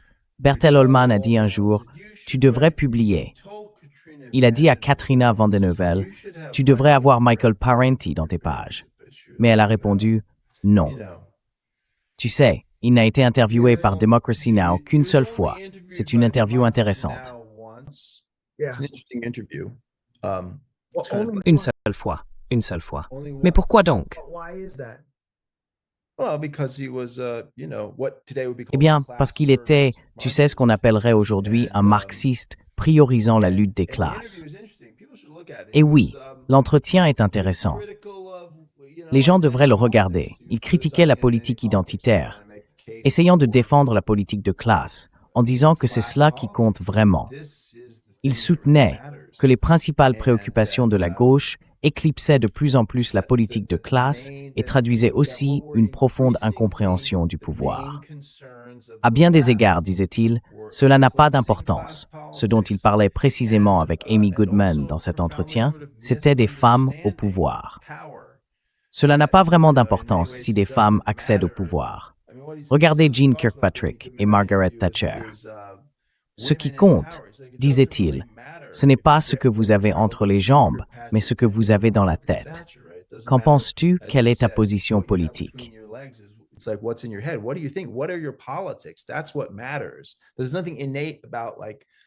C'est ça qui compte. Il n'y a rien d'inné dans l'identité des gens qui les rendrait progressistes. Le système est tout à fait capable, tu sais, de diversifier son élite, de diversifier son appareil répressif, plus de femmes, plus de personnes de couleur, et tout ça. Et il peut continuer avec encore plus d'efficacité et de légitimité, tout en pillant les ressources du Sud global et en imposant sa volonté aux petits pays qui osent rompre avec l'hégémonie américaine et tentent de redistribuer la richesse ou de l'utiliser pour le bien public. C'est une menace constante qu'il faut surveiller. Et cela a été l'une des principales fonctions du gouvernement américain depuis la Seconde Guerre mondiale, n'est-ce pas? L'impérialisme américain consistait à reproduire les conditions permettant aux entreprises américaines de prospérer, mais aussi au capitalisme dans son ensemble de survivre.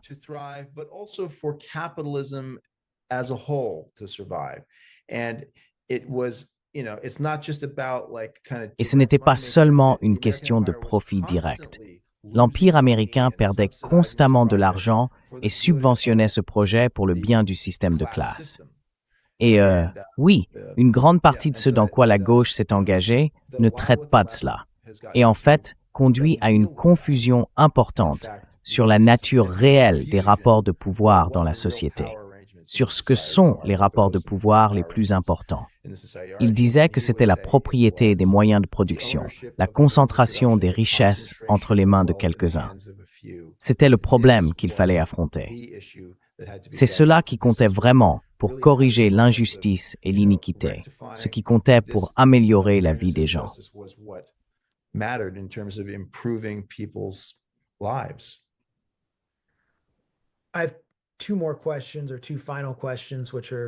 J'ai encore deux questions, enfin deux dernières questions, un peu plus personnelles.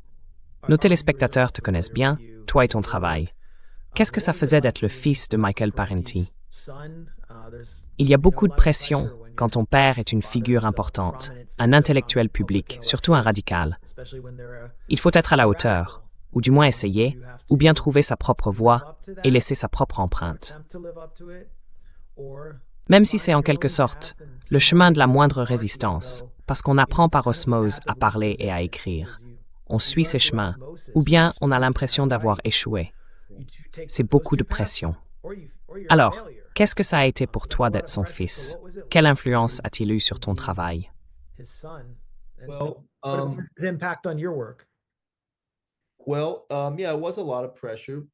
Eh bien oui, c'était beaucoup de pression, mais c'était aussi, tu sais, enfin j'ai hérité de l'entreprise familiale, pour ainsi dire, du métier. J'ai grandi entouré d'un intellectuel. Et donc, je veux dire, la principale chose qu'il m'a transmise, c'est qu'il me disait « Tu es capable de faire ça. Tu peux le faire. » Et je suis aussi dyslexique, assez sévèrement dyslexique. Donc, c'était encore plus intimidant. Mais il a démystifié tout ça. Je me souviens qu'il m'encourageait à proposer quelque chose, et j'ai dit « Eh bien, je ne pense pas que je pourrais décrocher quelque chose là-bas. » Je ne me souviens plus de quoi il s'agissait, mais il m'a dit « Qu'est-ce que tu crois que Brice pense? Les gens, tu sais, ces écrivains ne sont pas spéciaux. »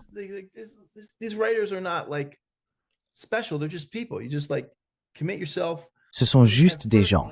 Il suffit de s'engager. Je veux dire, au début, quand j'ai commencé à écrire, il était très critique envers mon écriture. Il ne pouvait pas lire ce que j'écrivais, ni m'aider à apprendre à écrire. Je veux dire, il m'a pas donné de cours d'écriture. Il était trop nerveux et trop colérique pour ça. Et il était vraiment bouleversé par ma dyslexie et n'était pas particulièrement doué pour y faire face. Parfois, il entrait dans une rage folle parce que je ne savais pas épeler quand j'étais enfant, ce qui n'aidait pas, car j'étais là à dire « Je ne peux pas, tu sais, je n'y arrive pas. » Mais il m'a encouragé en me disant « Tu peux apprendre à le faire. » Et je l'ai fait.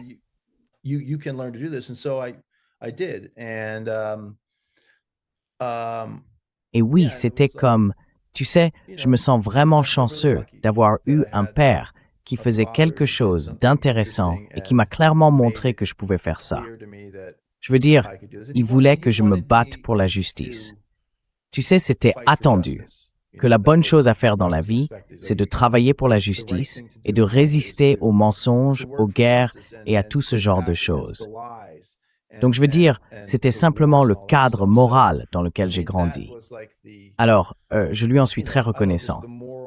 Mais oui, tu sais, j'ai grandi dans les années 70 et 80, et c'était une époque très différente où les gens étaient plus libres.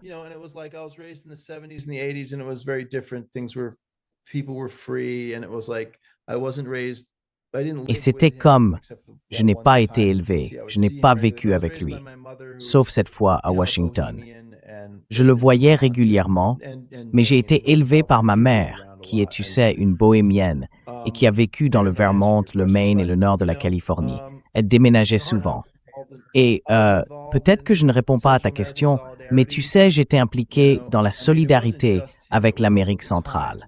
Je veux dire, ce n'était pas seulement lui, c'était aussi l'époque et le milieu. Et j'avais à l'adolescence des amis qui étaient aussi de gauche progressistes, tu sais, socialistes, marxistes, anarchistes, donc je n'ai jamais ressenti le besoin de me rebeller en rejetant la politique de ma famille.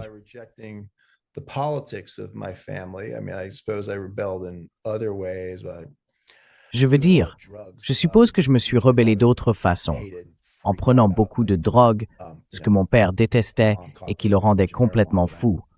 Et tu sais, ma mère m'a surpris avec un tas de marijuana que j'avais planqué, des trucs comme ça. Mais oui, c'était comme ça. Et puis tu sais, je n'ai pas lu beaucoup de ses livres, mais on en parlait. Il était très amusant, mais aussi une personne difficile, parfois très en colère. Pourtant, lui et moi étions très proches. Il y avait des tensions. On se disputait parfois à propos de différentes choses.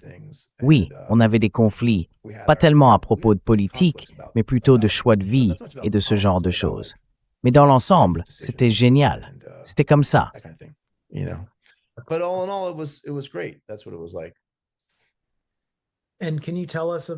Et pouvez-vous nous dire comment était sa vie après qu'il ait quitté la scène, cessé de donner des conférences publiques et de produire des travaux universitaires? Que s'est-il passé ensuite?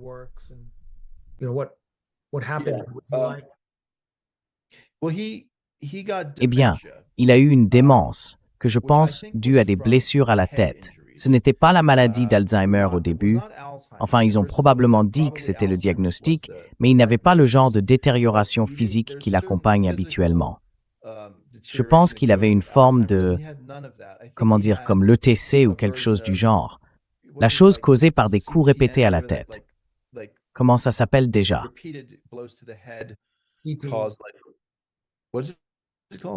Encéphalopathie traumatique chronique. Ouais.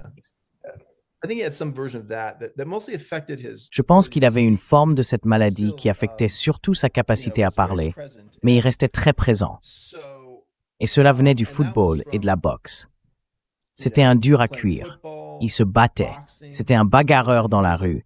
Et il continuait à se battre à coups de poing jusqu'à la toute fin, ce dont je te parlerai dans un instant parce que c'est plutôt drôle. Mais je pense que c'était ça. Donc il avait une démence.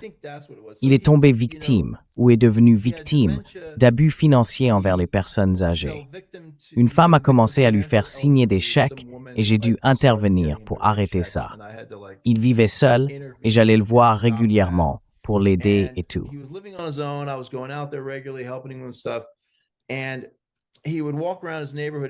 Il se promenait dans son quartier et les gens venaient l'aider en lui demandant « Ça va ?»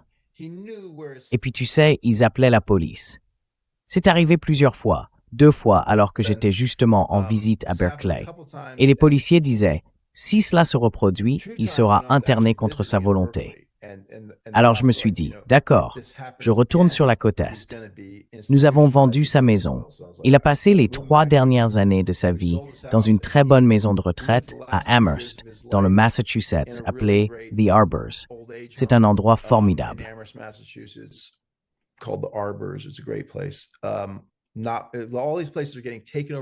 Tous ces endroits ne sont pas repris par des fonds spéculatifs pour être ensuite détruits. Celui-ci, ils en ont environ 7 dans le Massachusetts, appartient à une famille. Il y a des gens qui y travaillent depuis 15 ou 20 ans. C'est vraiment un bon endroit. Il y a passé ces 3 dernières années, il était très heureux et le personnel l'adorait. Et il y a eu cette interaction amusante. À un moment, ce grand type coréen, mon père était assez petit, environ 1,65 m, ce qui lui a causé pas mal de problèmes en grandissant parce que les gens se moquaient de lui. Alors, il devait se battre.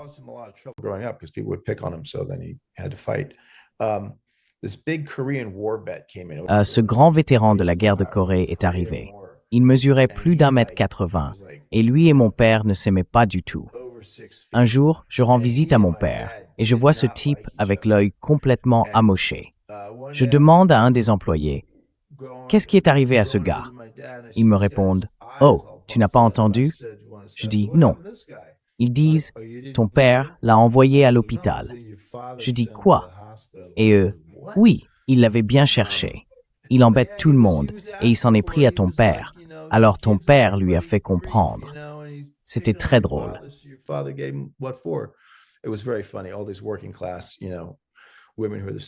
Toutes ces femmes de la classe ouvrière qui faisaient partie du personnel, tu vois, elles savaient très bien ce qu'il en était. Elle disait, « Non, ce type le voulait. Il l'a cherché et ton père le lui a donné. » Mais oui, c'est à ça que ressemblaient ces 3 dernières années. Je le voyais souvent. Son petit-fils le voyait souvent aussi. Puis, quand il est décédé, il était en pleine forme, vraiment fort et lucide. Il a attrapé la grippe, cette mauvaise grippe qui circulait. Il s'en est remis, puis il a commencé à décliner. Le médecin a dit, « Vous savez, s'il ne s'améliore pas, voulez-vous qu'on l'intube ?» et tout ça. Et j'ai répondu que ses volontés étaient de ne pas être intubé, nourri de force ou quoi que ce soit de ce genre.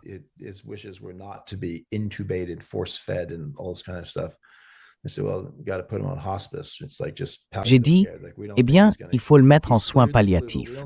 Ce n'est que des soins de confort. Nous ne pensons pas qu'il va se rétablir. Il a surmonté la grippe, mais son corps commence un peu à s'éteindre. Alors, sur une dizaine de jours, il s'est lentement éteint. Nous avons passé beaucoup de temps avec lui. Ma mère, mon fils, Marcy Smith, tu sais, elle avait aménagé un espace vraiment magnifique. Il avait 2 pièces, un petit appartement dans cet endroit, et elle l'avait rendu très agréable, avec des hymnes mariales, des bougies allumées, tout ça.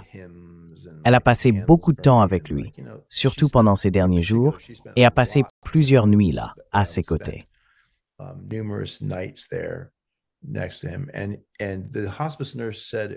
Et l'infirmière en soins palliatifs a dit que c'était l'une des morts les plus paisibles qu'elle ait jamais vues.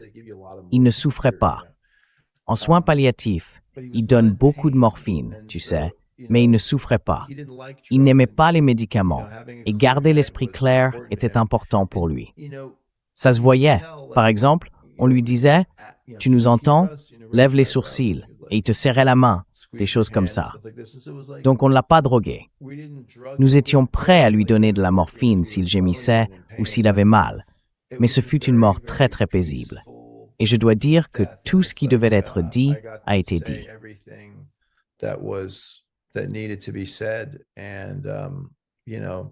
Et, tu sais, on l'a simplement inondé d'amour. Et beaucoup d'autres personnes l'ont fait aussi. Ma mère a appelé et lui a parlé, et c'était comme si tout le monde lui donnait de l'amour.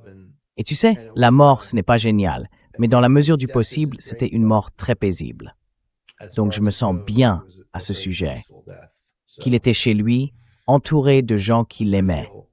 Et, tu sais, on ne le piquait pas, on ne le triturait pas, on ne le gavait pas de médicaments, parce qu'il détestait la médecine d'ailleurs. Je veux dire, il la détestait. Oui, je me souviens d'une fois où j'étais chez lui à Berkeley. Je lui ai demandé de l'aspirine, et il m'a dit « De l'aspirine? Pourquoi tu veux de l'aspirine? C'est comme de la drogue dure. » J'étais là. « Allez, j'ai mal à la tête. » Mais oui, il n'avait même pas d'aspirine.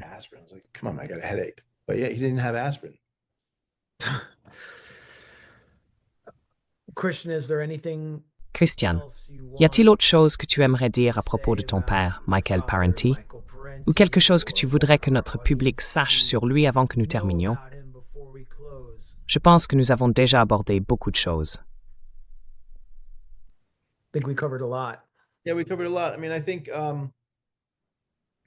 Oui, nous avons abordé beaucoup de choses. Je veux dire, je pense que lui, tu sais, je pense que parfois, les gens qui le suivent ne se rendent pas compte de son pragmatisme. Parce qu'il est connu pour défendre le socialisme réellement existant et les révolutions du tiers-monde. Mais il était particulier en ce sens qu'il soutenait aussi le socialisme réformiste. Je veux dire, il était très attaché à Vito Marcantonio, qu'il avait vu parler quand il était enfant. Et tu sais, il avait une approche pragmatique de la politique et du changement social dont nous pourrions tous tirer profit. Un des problèmes que nous avons à gauche, c'est que les gens deviennent, tu sais, idéologiquement rigides et pensent qu'il n'y a qu'une seule façon de faire. Alors qu'en réalité, le chemin vers le progrès est différent selon les époques et les lieux.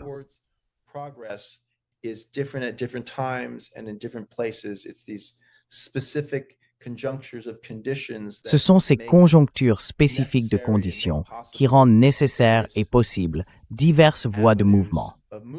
Et je pense que nous devons en être conscients. Ce n'est pas si facile de déterminer ce qu'elles sont, mais avec un peu plus de pragmatisme, nous pourrions aller un peu plus loin. Et je pense que c'était une partie très importante de sa pensée qui ne ressort pas toujours dans certaines de ses conférences. Mais on peut le voir à la fin de Contre l'Empire, où il parle de ce qu'il faudrait faire. Je viens de lire cela, et j'ai lu pour tuer une nation depuis sa mort, il y a seulement 4 ou 5 jours maintenant. Et je suppose que c'est tout ce que j'ai à dire. Il va beaucoup me manquer, mais je suis vraiment, vraiment reconnaissant pour tout ce qu'il m'a apporté. C'était un père formidable, et je lui serai à jamais redevable. Je suis très fier de lui.